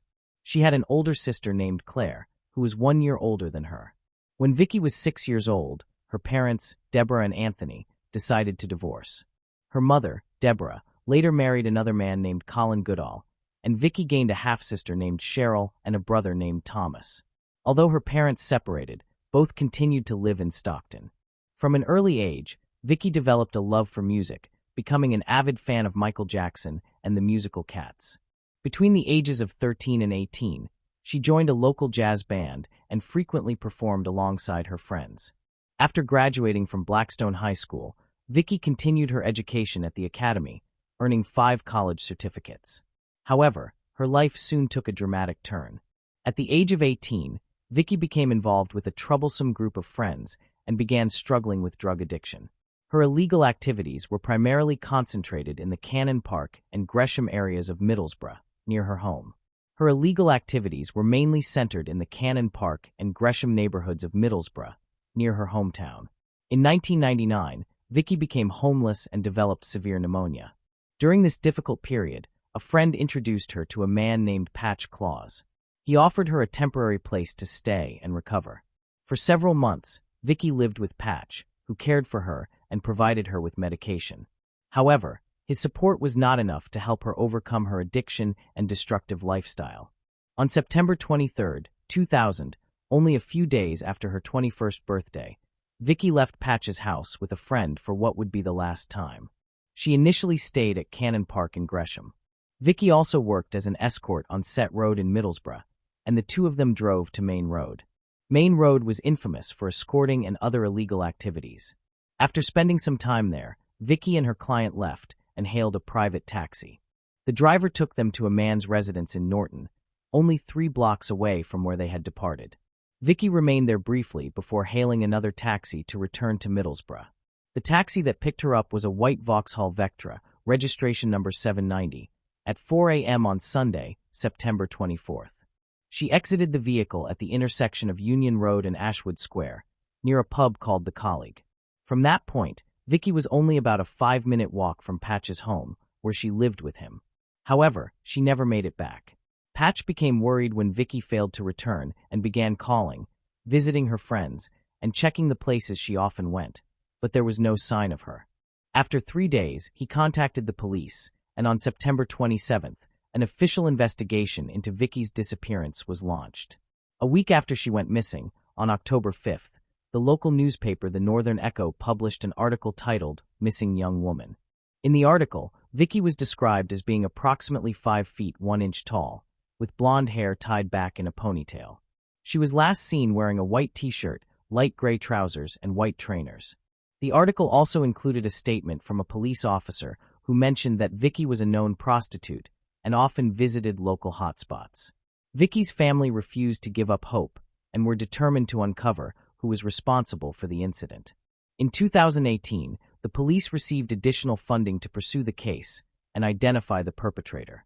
On Friday, November 3rd, a man walking his dog in the village of Demi, about 20 miles southwest of Middlesbrough, made a grim discovery. At 6 a.m., as he passed a ditch near the main road in the village, he came across the decomposing, unclothed remains of a woman. He immediately alerted the police, who quickly arrived at the scene and later identified the victim as Vicki Glass, a 21-year-old woman who had gone missing. The cause of her death had not yet been determined. North Yorkshire and Cleveland police promptly launched an investigation. A team of 40 officers was deployed to the scene to gather evidence and carry out forensic examinations. However, no physical traces were discovered at the site, and the clothes Vicky had been wearing when she disappeared were never located. Detective Brian Dan, who was leading the case, urged journalists to reach out to anyone who might have known or spoken with Vicky and could provide information helpful to the investigation. Since Demi was a well-known tourist destination, the police appealed to anyone who might have been in the area to contact them. Authorities also noted that the vehicle that had brought Vicky to the village might have briefly stopped on the roadside before entering and asked the public to pay attention to such details. On November 13, 2000, Vicky's mother, Deborah, spoke to the press, making an emotional appeal for witnesses to come forward regarding her daughter's disappearance. Police displayed Vicky's photograph in the pub where she was last reported seen, as well as in various areas of the city known for sex work activity. By November 20th, officers had interviewed nearly 500 individuals and collected more than 150 witness statements. Those interviewed included Vicky's former clients and drivers who frequented the Cannon Park overnight car park, where she and other sex workers often operated. Police placed flowers at the site where Vicky's body had been found and once again appealed to the public for any information that might help identify the killer. 2 male members of Vicky's family tried to remain composed, urging the public to cooperate with the investigation.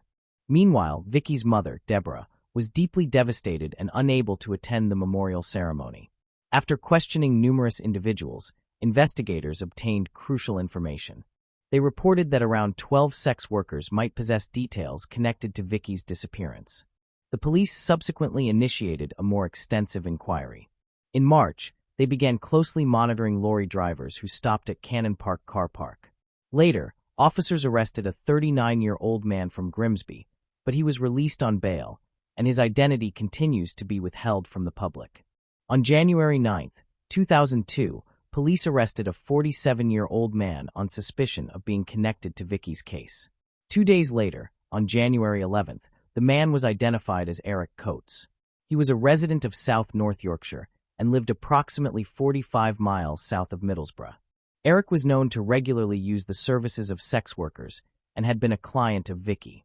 This marked the 3rd occasion on which Eric had been questioned regarding Vicky's disappearance. Police conducted a search of his home, where he lived with his parents. Authorities stated that Eric was unable to provide an alibi for his whereabouts on the day Vicky vanished, although he mentioned that he might have been at home since it was his father's birthday that evening. Eric Coates later gave an interview to the Northern Echo, in which he claimed that, according to rumors, Vicky had been murdered over a drug-related debt and that he did not want anyone else to lose their life in such a manner. He also expressed his hope that the perpetrator would eventually be caught. Police found no solid evidence linking him to the crime, and Eric was released without charge. In July 2002, Cleveland police announced their plans to question another suspect, John Taylor. John had been sentenced to life imprisonment for the abduction and murder of 16-year-old Leanne Turner in Leeds, West Yorkshire. He had kidnapped Leanne Turner while she was shopping in the city centre on Christmas Eve 2000, taken her back to his home, and brutally murdered her. Leanne's body was discovered 9 months later by Cleveland Police Inspector Jim Tate. Officer Jim Tate provided the media with updates regarding the ongoing investigation, but no additional details about John Taylor's possible connection to Vicky's case were ever released. To commemorate the 2nd anniversary of Vicky's death, in September 2002, her mother Deborah held a press conference appealing for assistance from the media. In her emotional address, she described the unbearable grief she had endured since losing her daughter and admitted that she had contemplated suicide because the pain was too overwhelming to bear. After a lengthy delay, a renewed investigation into Vicky's case was initiated. However, when this investigation took place in August 2003, the results of Vicky's autopsy were inconclusive in determining the cause of death. This was due to the fact that her body had decomposed severely over time, leaving many of her body parts, including several major organs and some bones, missing. The subsequent investigation also revealed no indications of injury or physical abuse on Vicky. Later that same year, Vicky's mother, Deborah, and her stepfather, Colin, visited the site in Denny where Vicky's body had been discovered to pay their respects. They were accompanied by ITV reporters. In a 20-second video, Deborah can be seen holding back tears as she says that Vicky did not deserve to die in such a way. Gordon Lamp from Cleveland Police also stated that even though 10 years had passed, they would continue to pursue justice and identify the person responsible for Vicky's death. 10 years after Vicky's death, on September 24, 2010, her parents spoke to reporters seeking information and discussed the emotional suffering caused by the decade-long search for her killer. Her mother, Deborah, said that she thought about Vicky every day and could not come to terms with her loss. Vicky's mother, Deborah, passed away in 2015 at the age of 55, never discovering who was responsible for her daughter's death. In 2017, Cleveland Police, along with Crime Commissioner Barry Coppinger, applied for special funding from the Home Office to continue investigating 3 old criminal cases, including that of Vicky Glass. The story of Vicky Glass began with her disappearance, but the reason behind her death remains an unresolved question. At present, the mystery surrounding Vicky's death remains unsolved, continuing to cause unbearable anguish to her family and friends. People still search for answers and hope to one day capture the person responsible for Vicky's tragic death. Unfortunately, even after all these years, the culprit has still not been found. Thanks for watching. I hope you enjoyed exploring these intriguing cold cases with me. If you found the video fascinating, don't forget to give it a thumbs up and subscribe to Cold Case Mystique for more deep dives into cold case investigations. Your support helps me bring you more compelling content. Leave a comment below with your thoughts or any cases you'd like me to cover next. See you in the next video. And remember, the search for truth never stops.